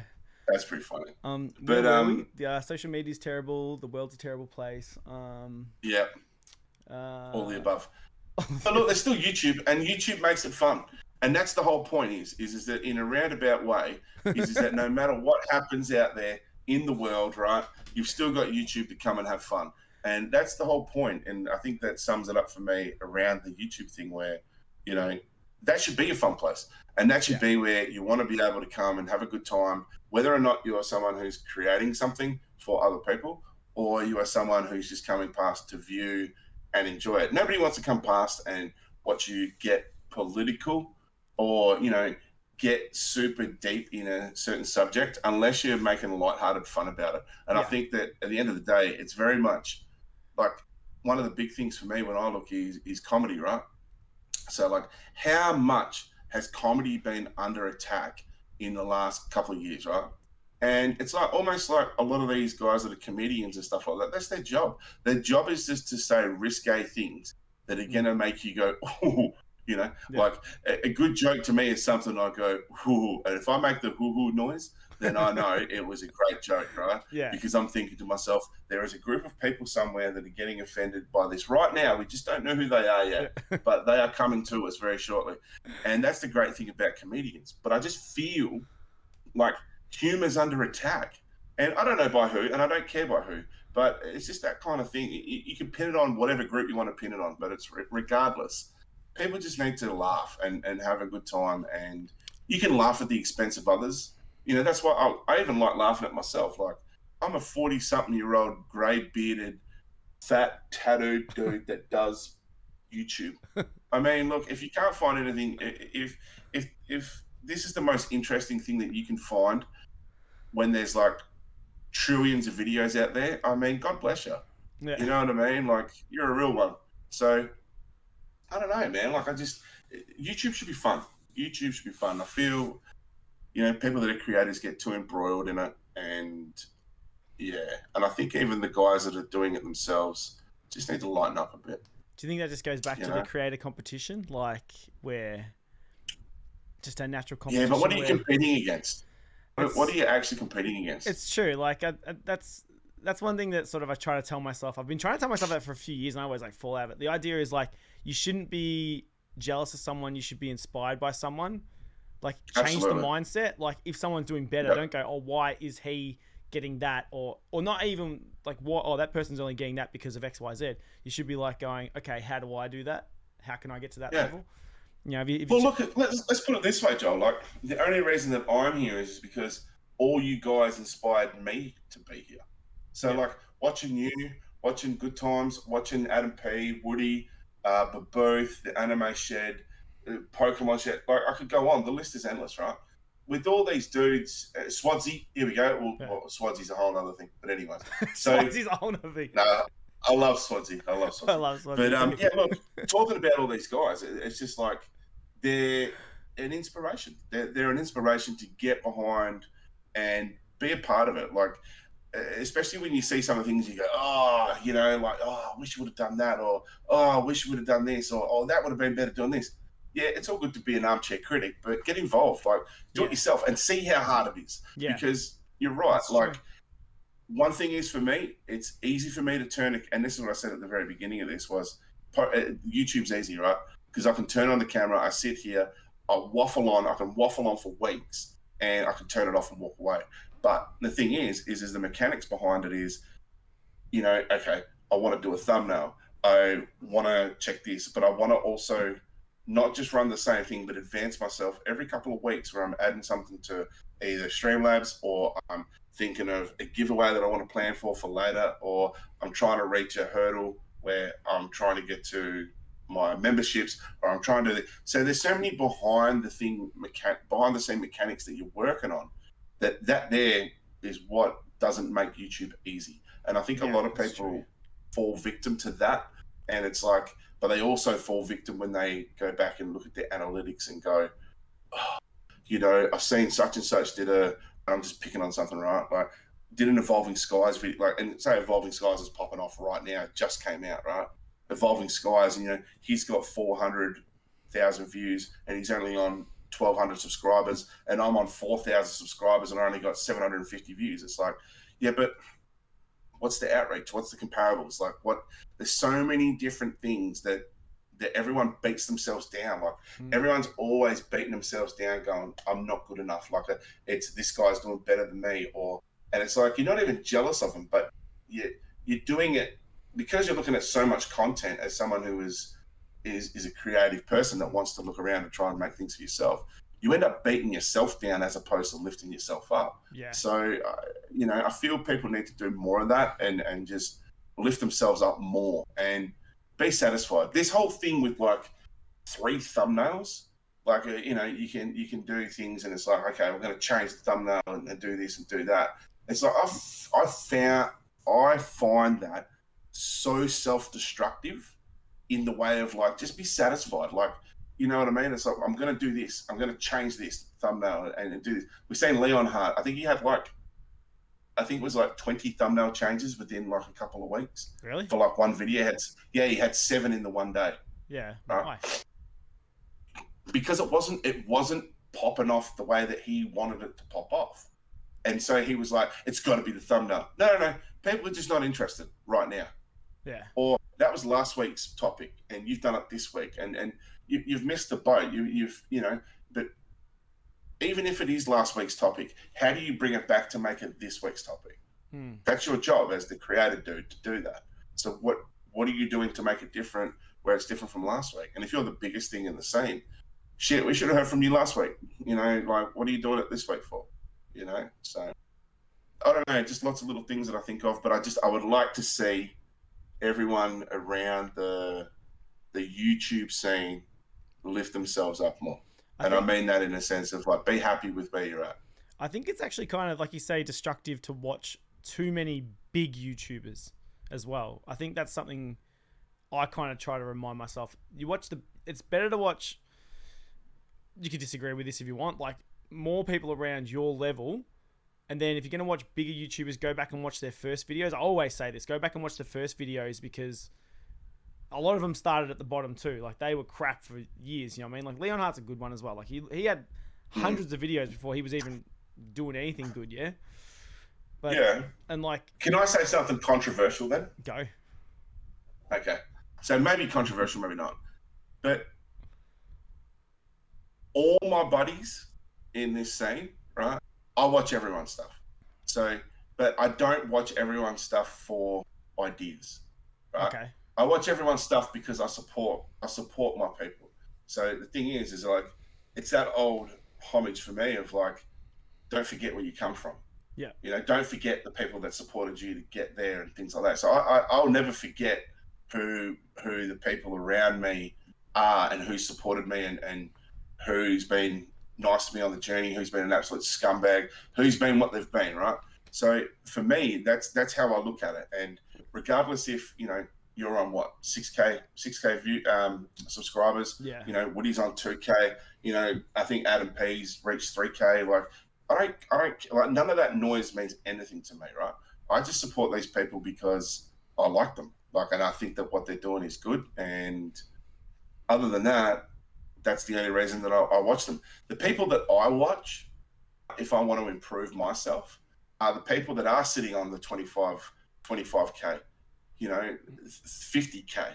Because my question is that if I'm watching you and I'm trying to get to your level, then I still need someone else that I need to watch beyond you to get to their level. Okay, so yeah. I might as well just watch what he's doing over here because the idea is that that's where I want to get to. Yeah. So if I'm watching you and you're watching, and I'm picking on everyone now. If I'm watching you and you're watching Adam, and Adam's watching Good Times, and Good Times is watching Woody, and Woody's watching Swansea, and Swansea's watching, we're in this circle. Yeah. We're in this circle where it all ends up being the same thing, and it's just like, okay, break away. Like, just why don't you go and watch? I don't know. There's a dude that subscribed to my channel, right? His name is Mav, right? And he's on like 50 something thousand subscribers. Cool dude, nice guy, right? And he games. He's a bit religious. That's cool. That's his jam. But that's nothing that me and him have ever spoken of. And he goes live and gets X amount of views and does his thing. But like, I watch what he's doing, and it's like, okay, why are you doing this? And I see his shtick of where he's at. But that's the biggest thing for me, is I watch people's shtick. So what is it about you? Like, what is it that's drawing you in, and what is it that's getting people to interact and engage with you? So, like, and that's not to shit on anyone. Like, and I don't mean that. I mean that with all due respect to everyone that I've just mentioned too. Like, it's not as if it's all the same stuff. It's just more along the lines of like, if everyone's spending so much time watching each other, like, just focus on you. Like, focus on what you need to focus on. Yeah. And I can see it being destructive. That's all. Yeah. I feel like I'm definitely at that point now where I'm like, kind of like, yeah, same thing. Yeah. We've spoken about this. I know. I know it might be an unpopular opinion, but I'm real. It is what it is for me. So it's, but much love to all. So, all right. So just to turn it back around. So with gaming, who do you watch to get inspiration for gaming? Myself. Just yourself? No. You actually watched your live the other day when you were live. You're actually really funny live, like player, because a lot of people when they game, they're very quiet because it's very hard. And I'm the same. I tried gaming and talking, and I find it very difficult. Yeah, to like concentrate and then like cards is easy. You can pull cards and talk shit. Yeah, gaming's hard. Mm-hmm. You're really funny. Yep. You're like actually like talking shit and like you're still talking like you do now. Like, you know. Yeah. That's the thing, man. Like I enjoy that, and that's so again. Do you reckon gaming's your niche? Like, is gaming your niche, you reckon now? You reckon you just jump ship from the Pokemon? No, like, I'll come back and do some Pokemon stuff, but it's got to interest me. You know what I mean? Like, it's got to interest me, and at the moment, I'm completely disinterested. Like, I don't see anything that really appeals to me. Okay, I'll tell you what, Pokemon, if you're listening, because that's what you're going to be doing, listening to me right now. I hate what you've done with the Ancient. And what is it? The Ancient and the Future type Pokemon. Get rid of it. Stop rehashing stuff that's already been done. Make up some new shit. Don't get lazy. Don't let COVID get you lazy. Go out there, redesign some shit, bring it back. Let's see what you can do. But don't try and you know what I mean? You've basically revamped a Prius and tried to sell me the same piece of shit. Do something different. You know, I'm not having it. How do you feel about Pokemon at these days, like going forward? Do you reckon? Because I don't know if it was just Scarlet and Violet overall that's kind of. I'm not really feeling it. Like I haven't felt any of the sets. I didn't like base set. Didn't like Paldea. Couldn't care for Obsidian that much. Paradox Rift was okay, but even still, I'm like, I'm done. From what I'm hearing, Joel, I'm hearing around. Yeah. Yeah. No, what I'm hearing from Scarlet and Violet, it appears to be that it's for the players. So, like, I'm not a player, right? So, I'm just a pimp. But what I mean by that is essentially like, it's for the players. So, yeah, you know, and like as far as collectors go, I think we have been very much. But you see, the thing for me, I enjoyed the the Sword and Shield era cards. I enjoyed, what was it? Shit, I forgot the main two characters. What were they called? The Zacian and Zamazenta. Yes, thank you. I was thinking Koraidon, Miraidon, but that's the new ones. But yeah, like even Zacian and Zamazenta, and I played the game on Switch. Yeah. So I actually went through the whole game, finished the game. Like I enjoyed it. Like I actually was invested in it. I think that if I had gotten into Scarlet and Violet, the game, as much, which I did, I played it for a bit on Switch, just couldn't get into the same. It just felt the same, but not as interesting. So it made me not interested in the cards, you know? Yeah. and like I said, the future thing and the ancient, it was kind of like, ugh, no, I don't like it at all, man. I don't think I would like to come back and open some cards for the people, because at the end of the day, like I said earlier, never forget where you come from. And I think that a lot of people that subscribed to me early on were probably hoping for a lot more Pokemon stuff. Yeah. So I don't want to, you know, not address that and do Pokemon stuff from time to time, to appease that side of it. But in saying that, I don't know. I don't know where I'm going to go. I think I'll just turn on the camera, go live, and see what happens. I'd like to go outside, but the problem is that I spend too much time working, and by the time I get home, I'm cooked. Yeah. Like we do what we do on Thursdays. We do our podcast. Literally I'm done, and it's like I stream Wednesday nights, I stream Friday nights, I stream with you Thursday, and then I stream on Sunday. So literally I've got Saturday, Monday, Tuesday, and it's like I just feel cooked. I'm ready for bed. It's a full time, yeah. It's a full time, and that other thing too about gaming is, right? Gaming is kind of, you can just sit down and do it. Pokemon, you kind of have to do a lot of pre-work. Like that's the problem. If I go to do a live on a Friday, I've got to get the stock, got to sort of try and figure out a thumbnail, which is, they're always pretty much the same, if I'm honest. But that's, my thumbnails are all getting more and more boring because I literally don't even have time to do a proper thumbnail. Like I haven't even had time to take another photo of myself. I'm not even joking. Like it's. Sometimes I make those thumbnails like when I'm literally lying in bed at 1 a.m. in the morning. Yeah. I'm the same. so But you know work. what? That is probably the biggest thing that I enjoy the most out of this journey, right? Is I enjoy sitting there making thumbnails. Yeah. And the stupider the better. And I don't care. Like it's the most fun thing. And like I'm not really one for like input. So like again, like I don't care what anyone thinks. It just goes up. It's like, there you go. Thumbnail, enjoy it or not, doesn't matter. You'll be there or you won't, doesn't matter. I feel like the thumbnail game, this is a weird opinion, right? But feel free to disagree with me again. Like, I feel like the thumbnail game is like another like competition in itself, right? Like, because really? I do the same thing, because I'll do a thumbnail and I'll see someone else, I'm like, oh, that thumbnail is the same as mine, but it's way better. And I'm like, it's the same thing again, where you're like, oh, now I'm comparing a stupid little like 3 centimeter like thing on a phone. Yeah. I'm like so, like you say, the thumbnails you don't put a lot of effort into, right?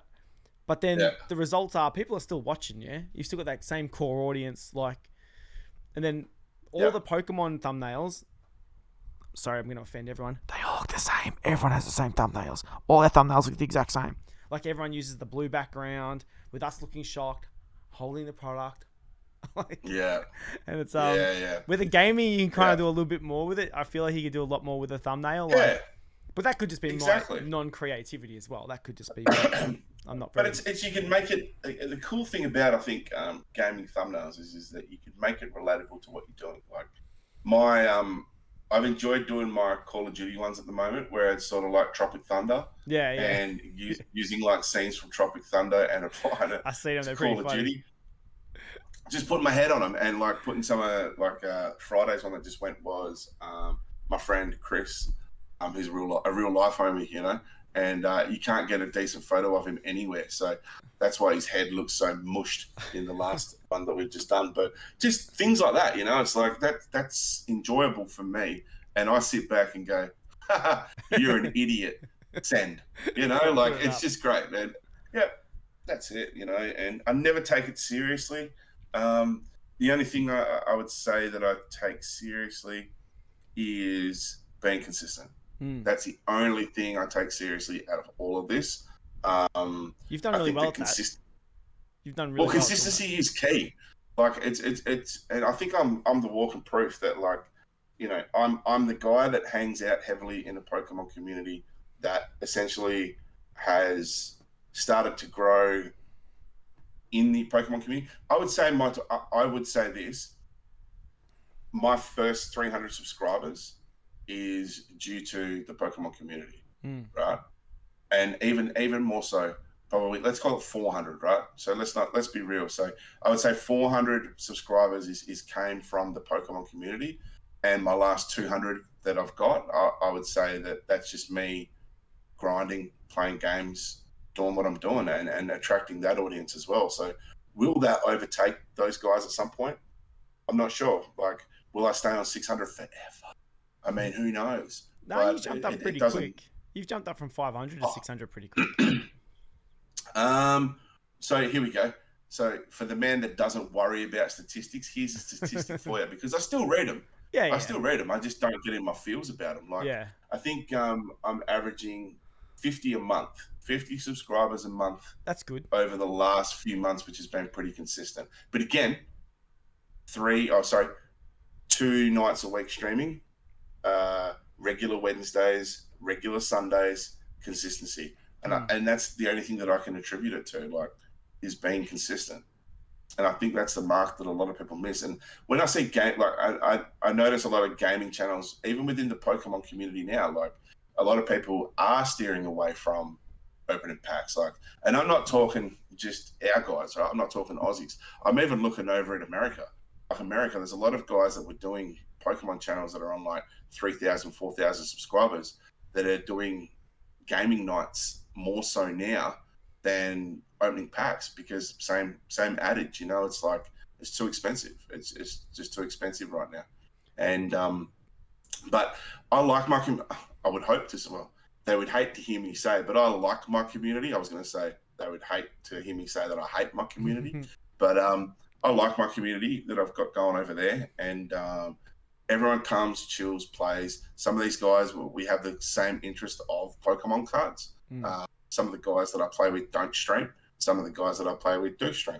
So there's a mixture there, but I think the common thing is that we can all say that we game, and we probably share communities as well a bit, you know, like with some people that come and watch me, and we'll go across and watch Woody, and whoever watches Woody will come across and watch me. So me and Woody _333, we're pretty good friends outside of this, have been for a while. You know, he's definitely a dude that I think for me, he's entertaining. You know, I see him trying to entertain in the space that he's in, but has the ability to laugh at himself, which I think is the most important thing.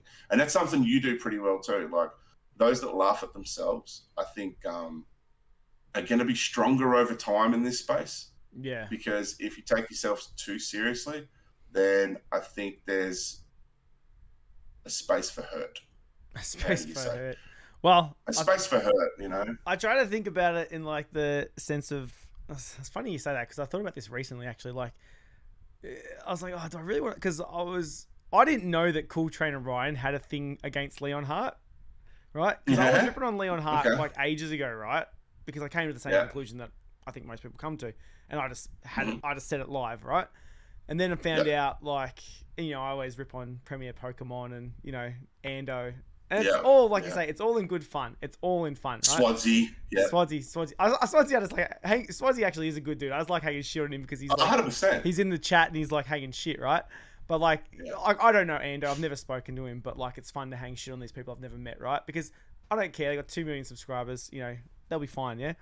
But I like, when I heard a Cool Trainer Ryan ripping on him, and I was reading the comments and people were ripping on Leon Hart, I'm like, oh, is this just casual bullying? I don't know. Is this not fun? Like, is this, you know what I mean? Yeah. Is this go to a next level where, and then now it's like Premier Pokemon, they haven't done a video in months now, and I'm like, okay, like, maybe something's actually going on behind. Like, you know what I mean? Am I really, I don't want to be a bully either. I don't want to be a bully. I want to be a smart ass, and I want to like pick on people because it's kind of funny, but I don't want to hurt anyone's feelings really. And I don't want to like offend anyone too bad, but like, but what, you know, but do I? Okay. Where's the line? I think where's the line? Question. Where's the line? Let's address that. Where is like the line? When I said that I was going to eat Ando's face and spit his face into Leon Hart's mouth, killing Leon Hart, is that the line? Or is that not far enough? No. I think that we can go beyond that. Like, I think that at the end of the day, like, it's entertainment, right? And that's the thing. Like, when you get on the, like, okay, even now, right? Mean? No, I don't think so. Not at all, man. Like, it's entertaining, right? If I was to listen to someone go, oh yeah, I think Leon Hart's a really nice guy. I think he's just caught up in himself at the moment. I wish him well. It's like, okay, boring opinion. What I want to hear is I want to hear about Ando and Leon Hart in a cage fight with barbed wire to find out who's going to come out the best with a selfie after the fight. Yeah. Like, that's the sort of shit I want to hear. Like, I don't want to hear run of the mill stuff. Like, I want to hear someone get into the shit. Like, let's do it. Like, let's talk shit. Like, because that's what the internet's for, right? Like, you remember playing Call of Duty Modern Warfare 2? You remember those lobbies? Yeah. I had so many people tell me. Don't say the words. Don't say the words on here. Don't say the words. I had so many people tell me. Don't say the words. I had so many people tell me how many times they'd been with my mother. Oh, yeah. Right? Yeah. I had so many times I had people like tell me that they were going to come and get me. They were going to beat me up. They were going to do this. They were going to do that. And guess what? Where are they? There's nobody around. Like, I'm still here. Like, I'm still. Yeah, but now they just dox you. Now they just dox you and like. Hey, my mum's never met. What's it called? Jim Slayer 57. She doesn't know who he is. Do you know what I mean? So it's all irrelevant. So it was all bullshit and bravado, and that was the best thing about the Modern Warfare 2 lobbies. Like, there was some. Hey, look, if you grew up in that time and you survived that time, then you're a real one. You're a real. Right? You're a real G. You're a real one, because I tell you what, now some of that stuff was horrendous, right? And it was fantastic, and I reveled in every minute of it, good and bad. Yeah. I was there. It was good times, sitting there with the old PS3 or PS2. No, what was it? PS3 at that time? Yeah. PS3. Playing the Modern Warfare. But that's where you learn to talk shit. That's where you learn to talk that shit. And you know what? Like, my $20 headset from Kmart. Yeah, it was good times, That's right, And your mum would come in and be like, "What are you doing?" And you're like, "Nothing." And then the next minute in the earpiece, it would be like, your mum's there. She's telling you what to do.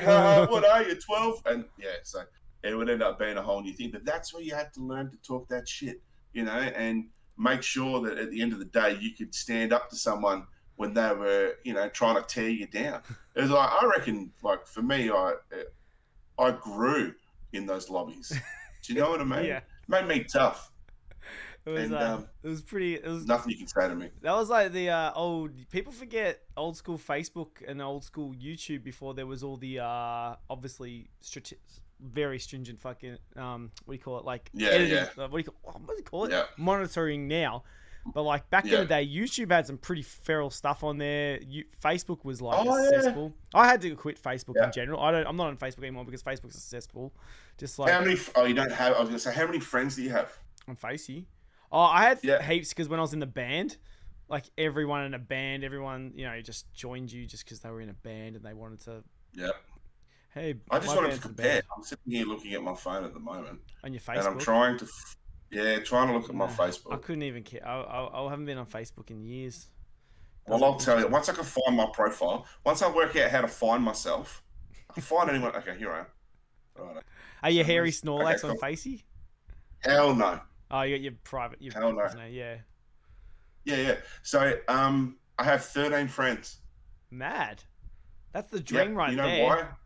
Because you know what? I did that thing where people it was terrible. Like I had, it was like 2,000 something or other friends, and I was like, fuck this. I'm done. I'm done with this bullshit.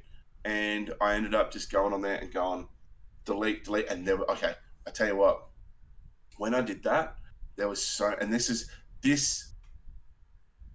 helped me decide who I was going to keep around and who I wasn't, right? So I got private messages. Hey man, seen you remove me from Facebook. What's up?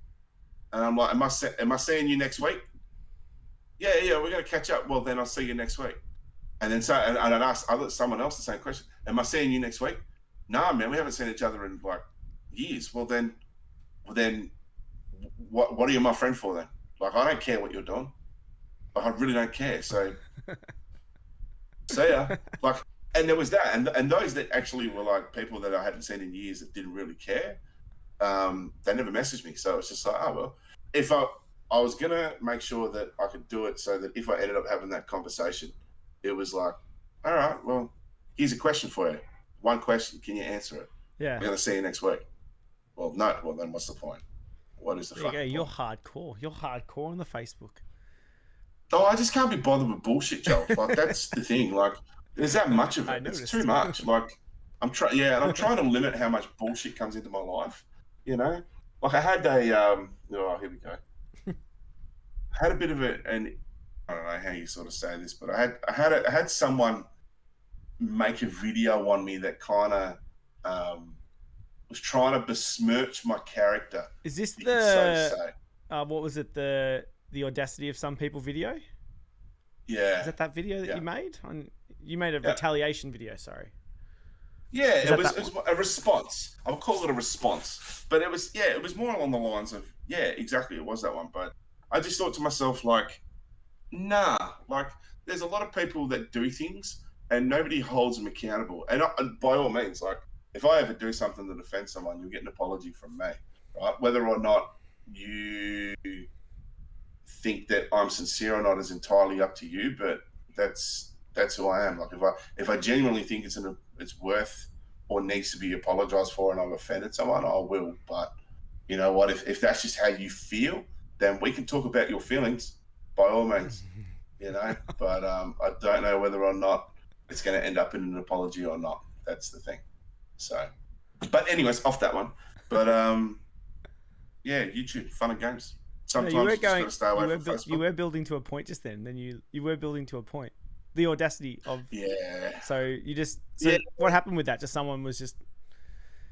Oh, it was just a dude. Like he wanted some giveaway stuff that had nothing to do with me. That was on another channel, and expected me to get off my ass to go there to get it for him to post it to America on my behalf, so that he could get his giveaway. And it was like, it's got fuck all to do with me. Like I didn't run a giveaway. I had no idea. So, but his thing was that because I grabbed some cards for someone else from this other person that ran that channel, it was their cards, but we had made a trade deal. And I said, well, look, instead of me paying for the postage for your stuff to send, sorry, instead of me paying you to pay for the postage on your end and you paying me to pay for the postage on my end, how about we just sort our own postage, right? I'll post to send my stuff to you. If it's definitely more than what it is on your side, let me know and we'll fix that up, right? But it should only be like $10 either way to send backwards. And it was in Australia. Mm. So I said, yeah, I'll grab those cards for you, put them all in a thing, send them off in an envelope, not a problem, right? And me and this person, we got a pretty good relationship, so it was fine. But this person thought that because I'd done that for someone else, that they were going to piggyback off that and go, well, I need some stuff sent to America that I won for free at another channel. I'm going to reach out to you because you know them and expect you to send it over to me free of charge. So, well, that's not my fucking problem. Like, don't come and talk to me about it. I'm not the one. Like, you know what I mean? Like, so I don't play games like that. And he took that pretty harshly, and to the point, you know, I don't really want to get too far. If you've seen the end of his video, you'd understand why. But there was a lot of, I'm a bad person, I'm this, I'm that, and I no longer want to be on this place. And I was sort of like, no, that's what, because I told you I'm not going to do something for you that you want me to do. Like, I mean, get a grip, dude. You know, looking back on it, you know, probably, you know, been doing the YouTube thing for a while and looking back on how I acted on that and, you know, how I addressed it, I'd probably like to say I wouldn't change a damn thing. I'd do the exact same thing over and over again, one time after another, because that's the way it is. You know, I stand by it. I love it. So, yeah. So I know, right? so you made a video about you and just tried to shed your character. Tried to paint me out like I was an absolute wanker, and it was unfortunately for him. You know, the problem is with texts, when you send text backwards and forwards to each other, right, it ends up being that it's all written down, right? And I don't delete anything. So it's like, okay, cool, here you go. See what you want to see. I've got the receipts. You can have it. I don't care. Just make sure you show the right ones too, yeah? And then we'll be all good. So. God, yeah, so much controversy, bro. You've only been in it for 10 months and you've already got controversy. Yeah, that's right. And look, and believe you me, there are other things which maybe we'll get into another time. But yeah, look, I'm just not the one, and hopefully, with that being said, it just paves the way for other wankers to come at me, and at the end of the day, Are you like, bring it, bring do it that. on, bring it on? No, do it. Like I'll address you. I'll tell you where you're wrong. Like, in my opinion, anyways. And how I feel about the situation. Whether or not you think I'm right or I'm wrong, I'll still explain it. So it's no, I respect people. I think I respect everyone, but until we cross a line, then yeah, you've crossed that line and it's gloves off. There we go. So don't fuck with Harry Snorlax, eh? No, just don't. Not fuck with me. It's just I don't know. Like I don't know. Some of the opinions I just go, just shush. Shush. Shush. Oh, bad. Shush. Unreal. But yeah, where to for me? I think I'm just going to keep. I was just about to ask you, what's your goal for the channel? Like, what's your end goal, if you have an end goal? Yeah, interesting. So I don't like to deal in. I was speaking to someone about this the other day, right? I don't like to deal in goals. So I like to look at things as hurdles, right? And the only reason I say that, again, you know how we spoke before about a mentality change, where it's like it's looking at one thing one way, but really looking at it a different way. And you can change mentality on how you perceive and look at certain things. So for me, I look at them as hurdles, so that at the end of the day, for example, I'm about to hit, I have hit 3,000 watch hours, which is going to open up that door for membership monetization for me now. You're about to hit it now? Yeah, I have. I'm just waiting for, I need to press the buttons. Thanks, bro. I need to press the buttons and go through the motions on getting that sorted. So I did the preemptive thing a couple of months ago, a month or two ago, where I reached out to a guy and got some artwork done. So obviously the little profile picture that you've got, where is it down here? Yep. So yeah, that was part of it. And he did me like a banner and some emojis and some members badges. So I was a little bit organized and made sure I got that done first. Yeah, good stuff. Yeah, just so that I could be ready for when it did happen. It's not something that I wanted to hurry up and do, but it just happened to fall that way with being consistent. But as far as hurdles, man, hurdles. I call them hurdles because once you jump over them, you've got to keep going. And I see a lot of things where people look at it as a goal and then they stop. I've seen that so often, which kind of blows my mind. Yeah, I know, right? And I just think you've got that momentum, like keep it going. And like, I just think that it's if you've been consistent and all of a sudden you drop off, like what does that show your core supporters? Like your core supporters are there week in, week out, and they want to grow with you. They want to listen to you, what you've got to say. They want to, come and support where they can. And if you're just going to drop off, then you, as much as a lot of people go, it's just a YouTube channel. Like, and you hear me say it, I don't care about this. I don't care about that. I don't care about this. But the bottom line is, for me, is that there's an onus of responsibility for me that I put something of my time into. And that is my channel. If I'm going to put my time into it, then I have to take it serious enough for myself. Because once I waver from taking it serious for myself, then it all falls to pieces. And I lose the drive, I lose the motivation.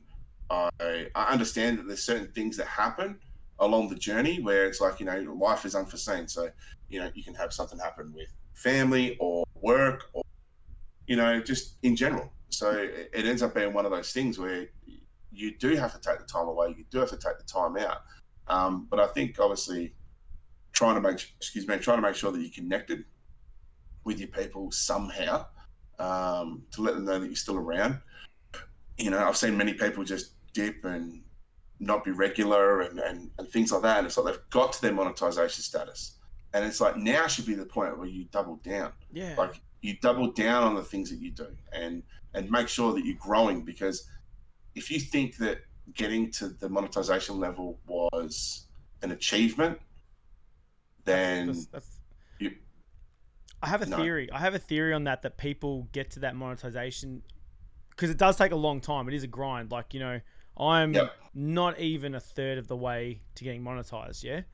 Like I've got so many hours to go. Yeah, I'm on like 950 hours watch time. Yeah, like don't let the 6,000 like subscribers fool you. I'm only on 950 hours watch time. Yeah, but like I feel like a lot of people get to that monetization part and then see their first pay and they're like, oh my god, like that's it. I've been grinding 2-3 years for this. Like, you know, especially something like Pokemon, like you say, where it's cost you so much money, right? Yeah. Where it's like, but you're right. I've seen so many guys. They get to that.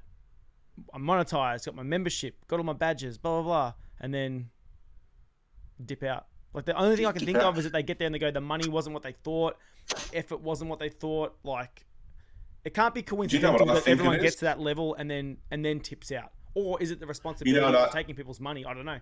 Is it that? You know what I think it is, Joe? I think it's burnout. Like, I think that there's a lot of people that try to, again, like, doing what I've done and being consistent as I have been. It's one of those things where it can burn people out. And I think that if you're not structured in your personal life and you're like, okay, I'm going to give this a go and do this, you need to make time in your life in order to do this and stick to it and go, okay, this is where I'm at. This is what I need to do. This is the time I've allocated. This is what I'm going to do. And I think that for those that are able to do that, I think that results will prove better over a period of time because you yourself are now taking yourself seriously about what you're doing. And when I say take yourself seriously, like I don't mean like I'm a professional. No, you're not a professional, but you've only got a certain amount of time on this planet. So why not structure it to such a point where you can do everything that you want to do, provided that you have some form of schedule or some form of consistency in how you want to approach it. And like someone asked me the other day, they're like, you know, how are you able to stream? And it's like, you know, you got a family and this, that, the next thing. It's like, yeah, but my family understand like some of these things that I want to do is important to me. It's a hobby. Like this shit's a hobby. Like don't get it twisted. Like the other thing was as part of that conversation, it was like, well, what's it going to take for you to walk away from your job and do this? And my answer, 250 grand. Really? 200. Yep. YouTube's going to have to be making me $250,000 a year in order for me to walk away from my job. Why? Because it has to be double what I currently earn for me to make myself in this place. Because why would I walk away from a job where I'm earning $130,000 a year to walk into another job where I'm earning $130,000 a year?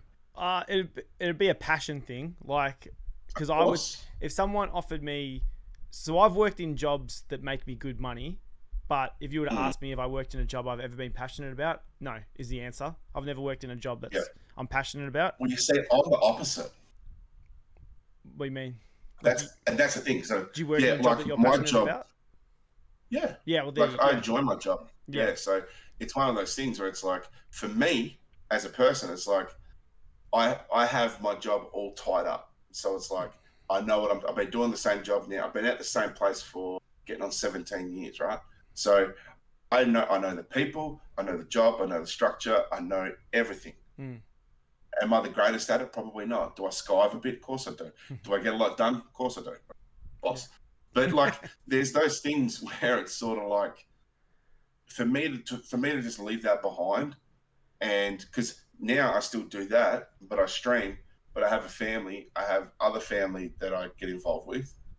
Like, it's got to be more than what I've got now. So, you know, for me, it needs to balance that out. My opinion is, if I was actually starting to make, I always like to think of it as,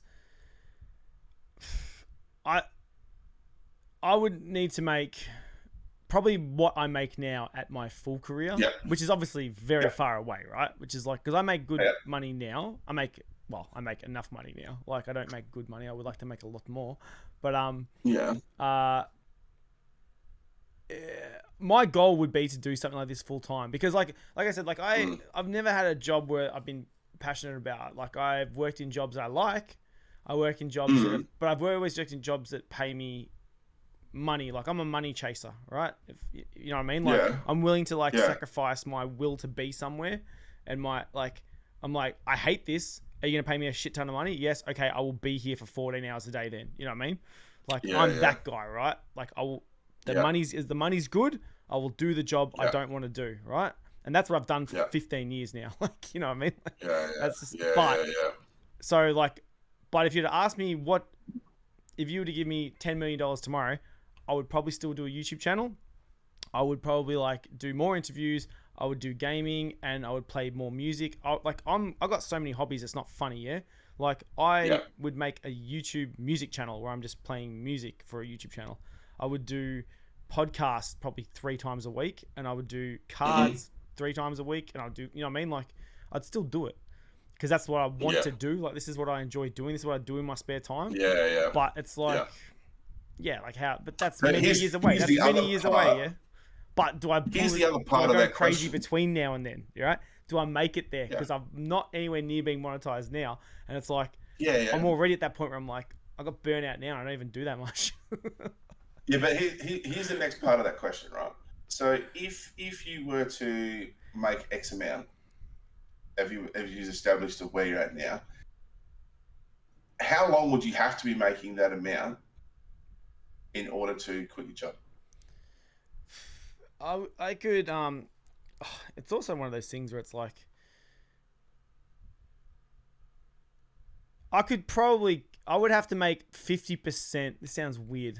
I'd have to make 50% of what I'm making now to like pull the trigger and go, I'm not going to go to work this week. You know what I mean? Like, But would you pull the trigger on the volatility of that though? oh, This is the no. thing, right? So this is the next Where part, I'm right? like, So it's different. Like when you say life, like I've got mortgages and shit too, yeah. Where it's like that's the yeah, number yeah, one of thing, course. and my missus doesn't have the same dream that I have, right? You know what I mean? So Yeah, it's of like, course. and like, Yeah. because if I said, hey, by the way, I'm gonna like not go to work this week, so I can make like 7 YouTube videos, my missus would be like, Yeah. no, you're not. Like, No, you're not. you know, Get your ass yeah. up. Here's a Kids need packed food. lunch. Yeah, Go. kids need food. You know what I mean? Like, yeah, like exactly right. Yeah. So I was like, kids need food. Kids got to go to sports activities. You know, we got to do this. You know, we got a roof over our head. Yeah. You know what I mean? Like, you know, lawnmower's Yep. broken. You know, you're not staying at home making YouTube videos. Stuff.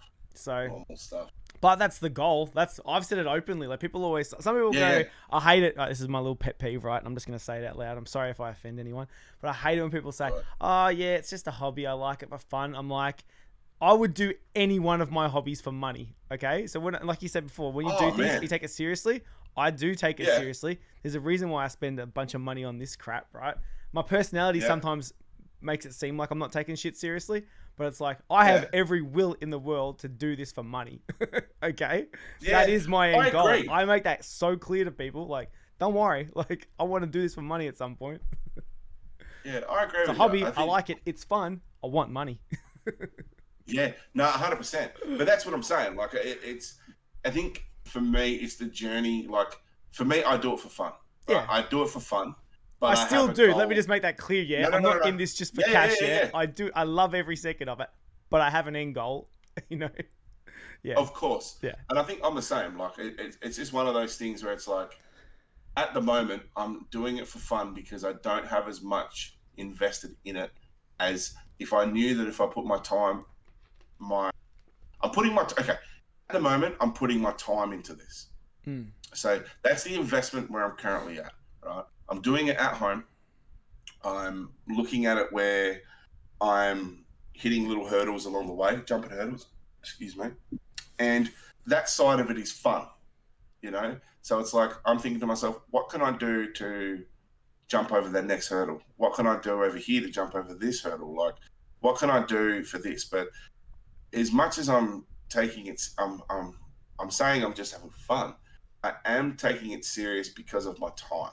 Mm. And that's the only serious part of it is that I know that I'm having to sacrifice potentially XYZ over here in order to do this here. But if the thing is that if I was doing it full time, working 3 days, working 3 days a week, right? So I stream 3 days. So if I was doing that full time, like I'd have to give up that time anyways.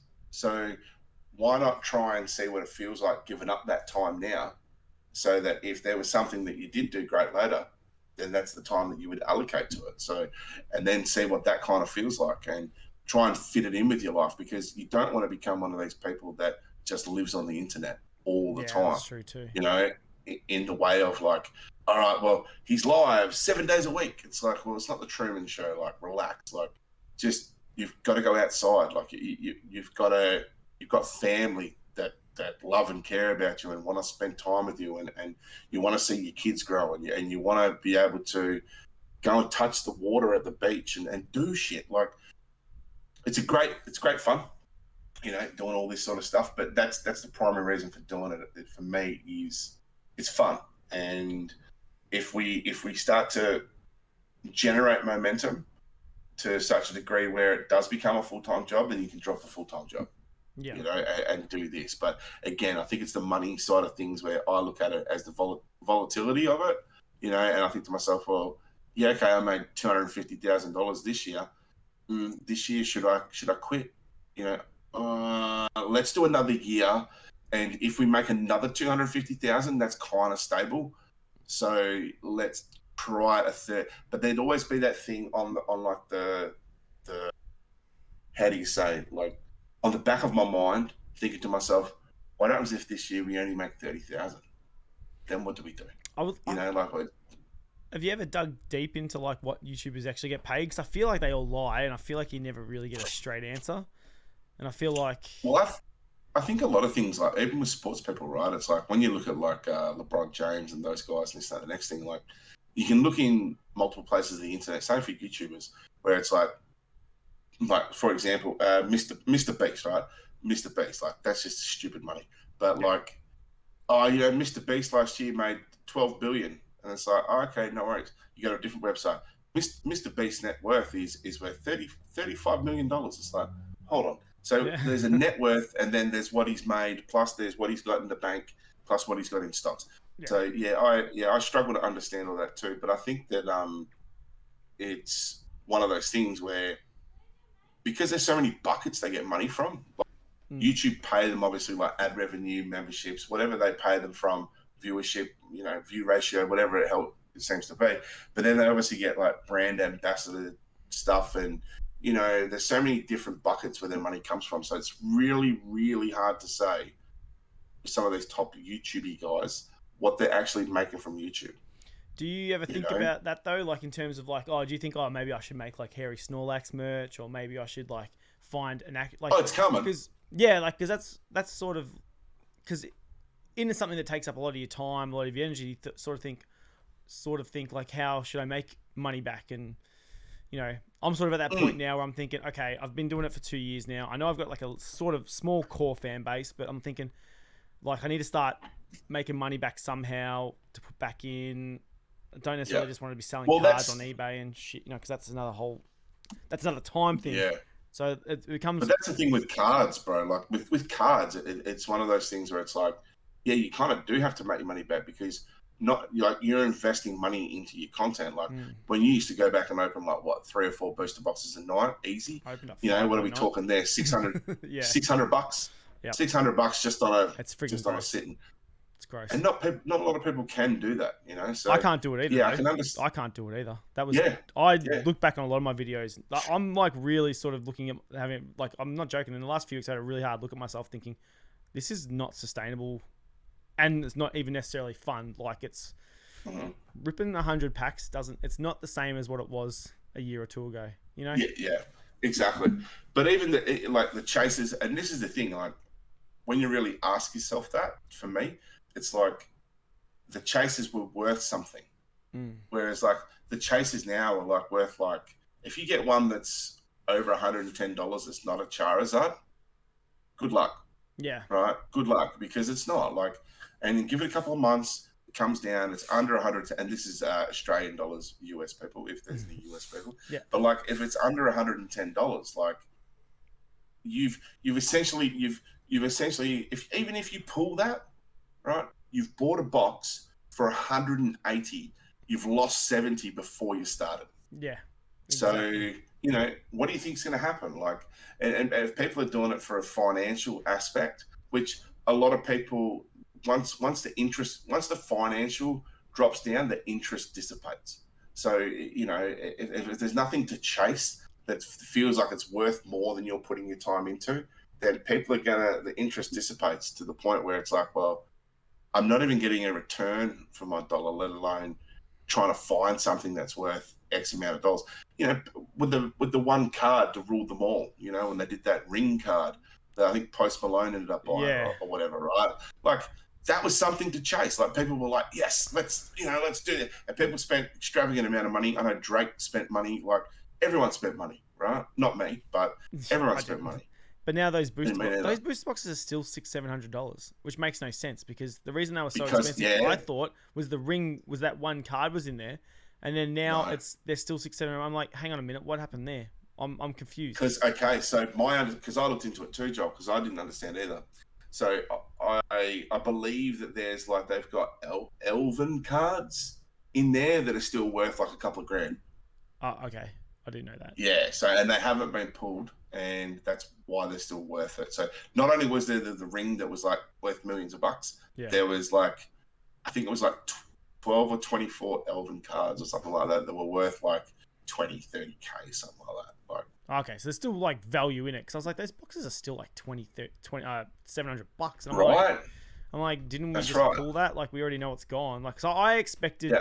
Because I actually think I said this on one of my lives when I said, that's going to sink like a sack of shit.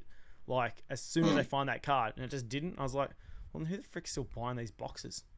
But even still, in saying that, if that's gone, those boxes, you still think theoretically should like drop. You know, the big hit's gone. Like, it's, you know, but I can understand Evolving Skies is going up. If the reason Evolving Skies is going up because the Umbreon's still in it. It's got a bunch of cards, but if there's only like 200 Umbreons, you know, like, Evolving Skies wouldn't be worth jack shit, you know what I mean? Yeah, but that's why I think Pokemon have never put like a signature, like a certain 1 of 1 or signature or numbered cards in there, because once they're pulled, and then people would make a website and you'd have to register your card, and people would do that on the fly, right? And then once people would go, 25 or 25, and then the market would help dictate what a box is worth. Yeah. So I think that's why Pokemon have never gone down that alley of doing something like that, which kind of makes sense because they want their product to sell and have a retail value of where they want it to sit. So seeding boxes or seeding and doing what they're doing there over at Pokemon, it's alternatively the most smartest way to do it, you know. Whereas like the great thing about Magic the Gathering, I suppose, is you can pick certain veins that you can go down, where it's like, we're doing a Lord of the Rings edition, which has got a 1 of 1, which has got a this. So like, you could essentially do that for holiday sets for Pokemon, you know, where it's like, it's got a 1 of 1, blah, blah, blah. But I think Pokemon are smarter than that, knowing that they don't need to have a gimmick in order to sell the amount that they sell. So I don't think they'll ever do something like that. Yeah, I feel like I think because they sell so many millions as well, it's kind of like, it's not like when you get sports cards where they only have like a select amount, like a really select amount, like the hobby boxes, they'll be like $600 a box for like a basketball box or a UFC box, but they're only making like X amount, you know, so that it's all right to have numbered when they're just selling like copious amounts of freaking, you know, a million Silver Tempest boxes. But how many people are into basketball? Like, how many people are into NFL? Like, how many people are into UFC? Like, it's one of those things where it's like you'd be trying to make your product pop. But when you look at like the amount of dollars that Pokemon's not saying that basketball cards aren't a worldwide thing. I remember collecting basketball cards when I was younger. Oh, but sports cards are still massive, but they're not even like Pokemon literally is like the highest grossing card. Yeah. Was it or not like highest grossing gaming thing ever? Franchise of all time. Yeah, I think like the number 2's like billions of dollars behind it. Like, it's not even close. You know?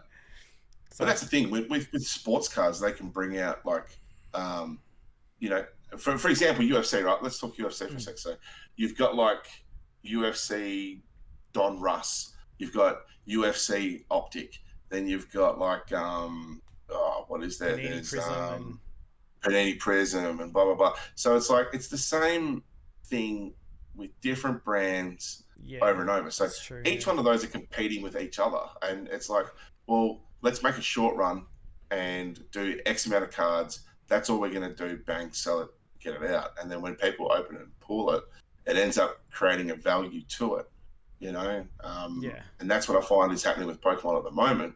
where they've done the opposite effect, where they're going, okay, flood it.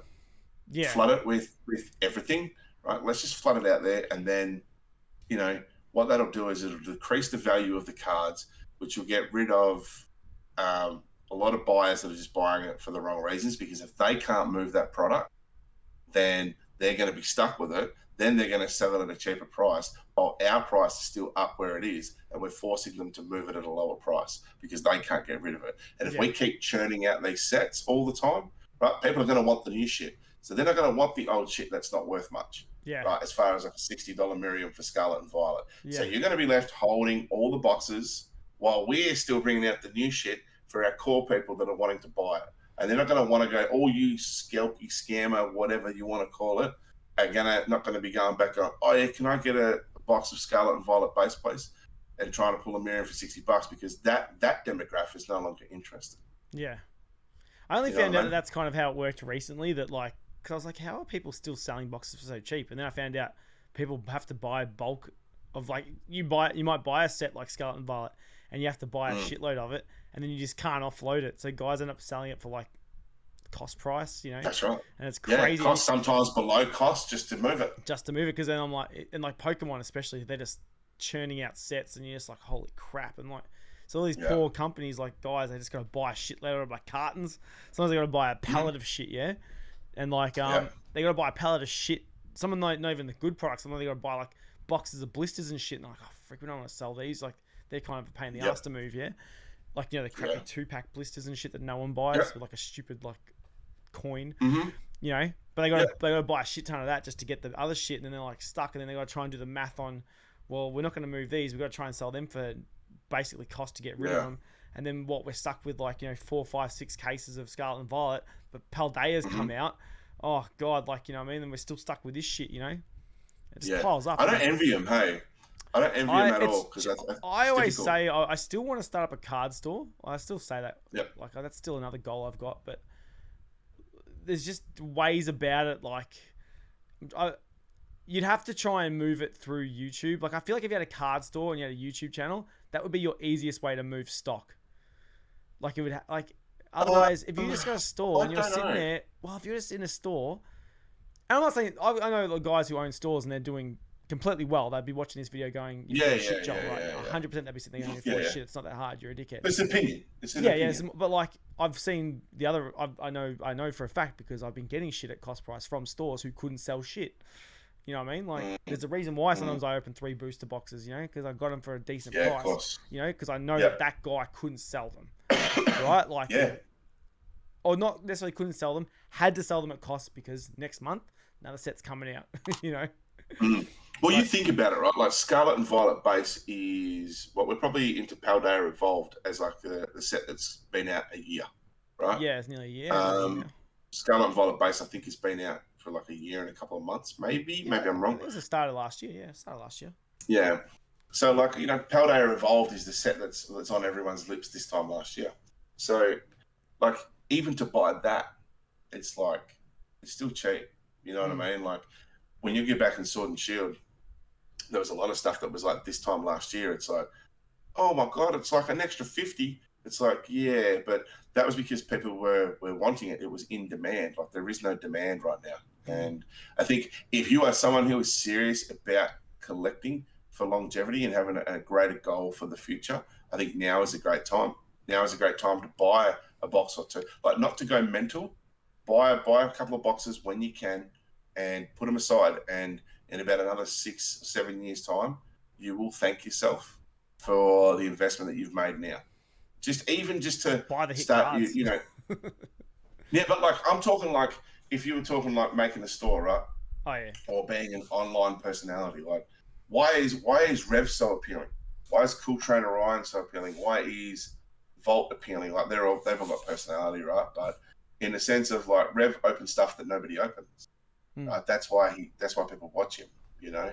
And if you've got stuff in another 7 years' time, where you turn around and go, right, guys, today we're going to rip into a sealed box of evolutions. Yeah. It's like, who has that in 2035? You know what I mean? Like, so there's lots of things that you can do, like, and that's what I've been doing. I've just been putting little boxes away, here and there. I've started doing that. Just stocking up on like sealed cases of stuff. Like if I get it for like way under price. Yep. Save it for a rainy day, sell it in a year or two, like but that's another way. It's one way. So that's another thing too. I'm kind of sort of trying to do that and then thinking, how can I still spend money but not necessarily just rip packs for no value, but then make content? So maybe I just do that. Maybe I show you my room of all my collections and all my stuff, because it's pricey. It's pricey, but it's a good time to start. It's a good time to start buying singles for Scarlet and Violet, because they're all sort of dropping in the arse. Buy them now, grade them all up, and then hopefully them. Well, it's a collector's market, right? The Miriams, man, the Miriams. I can't believe how. I only realized that dropped so hard. I was at a card store recently, and I won't say what it was, and they had like literally 10 of them, and I was like, "How the fuck do you have 10 of these?" He goes, "Dude, they're not what you think they are anymore." And I got my phone out. I'm like, "Holy shit, they're not even $100 anymore." Like, I was like, "What the hell?" Yeah, cheap is chips, hey. Oh, bad. It's crazy. But like the thing is, if you compare that to Japanese, I think the Japanese ones are still quite expensive. Yeah, I'm still skeptical about the Japanese market now. It's kind of calmed down now, but that went a bit crazy for like about 6 months there. Yeah, hot with minute. The Miriam and the Minute Iono and the Erica's Invitation, I think it was. Was that the one? Like, yeah, they're all just blowing up. I'm like, why?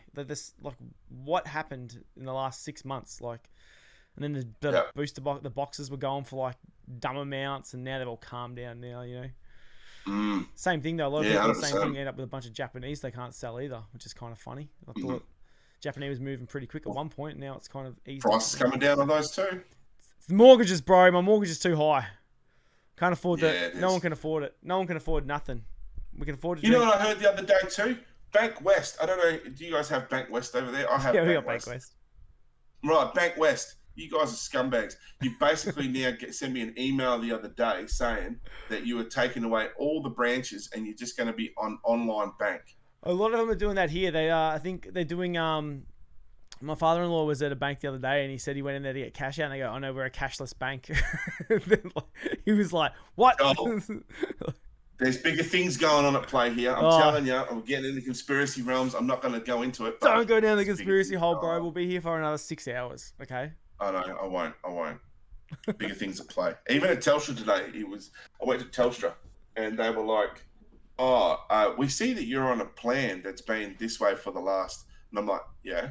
And she says, we're going to have to get you onto our new direct debit plan. And I said, I don't want a direct debit. I said, I pay my bills. I've never faulted on my bills. Why do I need a direct debit plan? Oh, no, that's the way forward. I said, no, it's not. That's backwards for me. I said, so I don't want to be on a direct debit plan.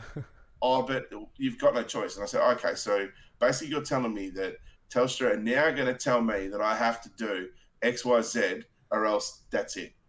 I said, okay, what happened to choice? Do you guys not provide choice anymore? Or is it just one bucket for everyone and you all just jump in, and if we don't do as Telstra say, they're going to cut us off? And the young chick's looking at me going, did you want an appointment? And I'm like, whatever, book me in. I'll talk to you later. Be prepared, I'm coming back. So she's now sitting with her notepad going, fuck, who can we put him with? Give him to someone else. Who does she not like at work? That's who's this guy's going with. You know what I mean? Far out. But man, yeah, it's crazy. But lots of gaming, Pokemon collecting. Pokemon collecting, the world title. Yeah, look. What are you playing at the moment? What you playing? We'll reel it back. What are you playing at the moment? What am I playing at the moment? I've been playing a lot of Rocket League. Rocket League is something that I've been enjoying on my downtime. Yeah. Because we've just changed season. It's just gone from a new season of competitive. So I'm learning. I'm getting a little bit better. Most of my friends would still say that I'm dog shit, but I'm getting a little bit better, I feel. So there's competitive that is getting me interested. So I'm playing. I feel like it's a very well balanced game where I'm playing against people that have the same skill level as me. And with Fortnite and things like that, it can just be skill is skill. Like you get put against people just because the map's there. So, but no, I've been enjoying my gaming. I've been enjoying. I play with some of the guys that I play with live in my private time. So it's good, So we all kind of. It's funny when you work with other people's play styles. You can your team can get better. You know, like certain things can get better as a group. So it's it's good. But yeah, Rocket League at the moment is definitely something that I'm interested in. Fortnite is my Sunday staple, which I love, and Call of Duty is, I mean, it's okay. It used to be my number one, but not anymore. Not anymore. It's too hard. Not hard as a game, but just, I don't know. It just feels clunky as shit. Like, I don't know. Change mechanics. Do something. Yeah. Do you only play online games, or do you play single player games in your spare time as well? Or is it just online purely 100% of the time now? Purely 100% of the time now, it is online games. Yeah, it's hard. Like I tried for a while, where when I first started the channel, I was like, I'm gonna play Grand Theft Auto Storyline, which I did, and it was more so there was a method in the madness behind that.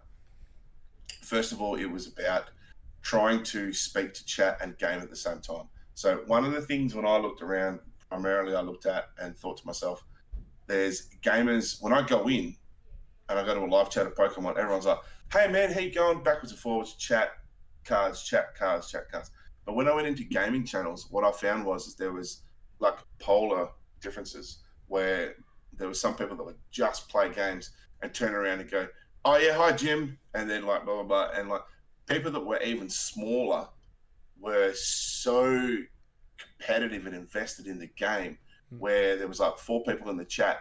These 4 people were having their own fucking conversation. Yeah. And it was like this person playing the game wasn't even bothered about what they were doing. And it was like, I don't want to do that. Like, if I'm going to go live and play in front of other people, like, it's about interacting with those people.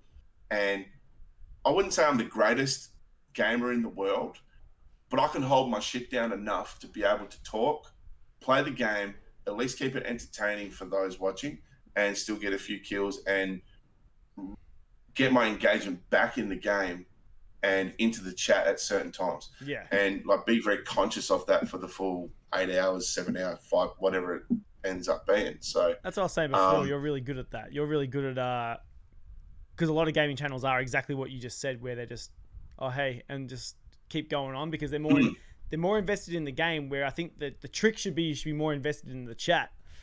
Yeah. Doesn't even matter if you're shitty at the game. If you're more invested in the chat, like, then people are going to want to watch you play the game, I think, you know? Yeah. Yeah. Well, I played golf the other day. We were playing golf with friends, right? And it was good because I was going off like a frog in a sock. Like, I was just like, the game itself was fine. It was like, people can watch the gameplay, but it's more interested in the conversation. The only problem I have with doing a live and having it quite engaging is the replay value. I don't know whether or not there's a massive amount of replay value in anyone going back watching the stream, and it's a very fine line to tread too. If anyone wants to go back and watch replay value on a stream, unless being the streamer, I think this is my opinion, right? You have to be very careful on a certain level of crowd engagement when it comes to personal jokes and things like that going backwards and forwards, because I think once we've spoke before, Joe, where you were talking about, you know, doing listening to podcasts in the car on the way to work and things like that, and it's like you hear people talking to each other and then they'll address the chat and come back, and it's like, if you're not picking up the vibe from what's going on in the chat, then the live stream is hard to watch. But for me, if you were to watch me without a live chat, it's probably quite jarring, because until you see the live chat, then you sort of know what's going on. But I think that's my whole plan is to get people to go, who the fuck is he talking to? Like, what is he talking about? Like, these people, so people are talking to him. Oh yeah, cool. So he's live while he's doing it. Oh, right, okay, no worries. Then they come in, right? Yeah. So the whole idea is, if you want to be part of the shenanigans, you gotta be part that's of the how live. You can get a part of it. Yeah. Yeah. I'm not making the live so that I can leave it after as sort of long form live so that people can re-watch it. I'm doing it for now. Yeah. So that if you see it and you enjoy it, and I've had people come in and go, hey man, I've seen one of your things and I've come in and I really enjoyed blah, blah, blah. And I'm like, well, welcome in, like, and we chat, you know? So it's that sort of thing where it's like, how do I get them to come back?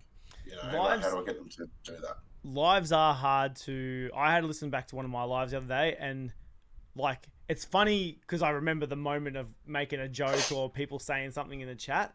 But if you just listen to it back in the background, I'm like, lives don't really work well. They're hard to listen back to. But I noticed that with a lot of them too. Like, I listen to Poker Rev, watch like Poker Rev lives. They'll sort of come up every now and then, like just in, when I got a list playing, if I'm just sitting here hanging out and something comes up.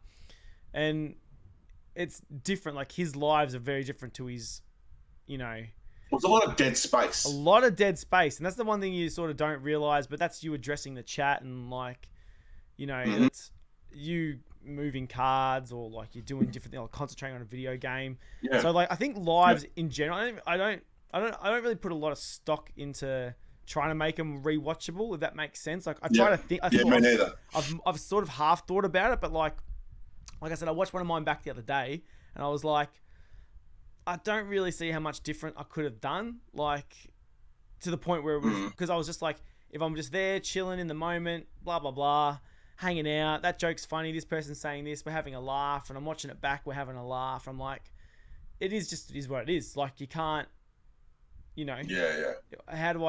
how do you be in the moment entertaining live and then try and think about rewatch value? You kind of can't. Like, this, I see like, that's why I want to do that's like you said with the podcast. People kept asking, are you gonna do the podcast thing live? And I kept saying no, I have no will to do it live, and if I did, I would have the and I'm just being honest, I would have the chat behind the screen, and I wouldn't be able to read it right now, because I don't like the idea of, like you say, when I listen to podcasts, the reason why you can listen to podcasts, where you can watch them or you can listen to them, is because it's two people talking and you can get the conversation. That's why they're rewatchable. That's why they're re-listenable. If it's a live chat, it's the same problem, like you just said. Like, you're not really there. You're not really a part of it. It's not really. Well, that's why I like what you've done. Like, I being in the premieres. Do you know what I mean? It's like I've noticed that, like, you still get the live thing. Yeah, exactly. Sorry. The live experience, right? So you get the live experience where, like, if you're in there with the person who you're interviewing, then there's still, and you can provide, I think, for some questions, so you can provide further context. Do you know what I mean? Like, if you wanted to go down that hole, like, I think most of the time too, like with some questions, the answers can be quite long, but as well, some can be quite short, which it leaves opinions open for people in the premiere or a live or whatever, how you want to do it. But I think the way that you've got it at the moment is probably the best way. I think it's more enjoyable, and I think as well, it's your focus is in the premiere. Like, you are talking to people because you've done the interview. You already know what's happened. Yeah. So it's you can sit there and chat with the people and go, oh yeah, blah blah blah, and this was this, and that was someone says, and it's like, oh, it's kind of not what we were talking, but whatever, and I like that, and blah, blah, blah. So, like, there's certain things that you can go backwards and forwards, So I think it's a great formula for something like this. I think Premiere is a good way to go.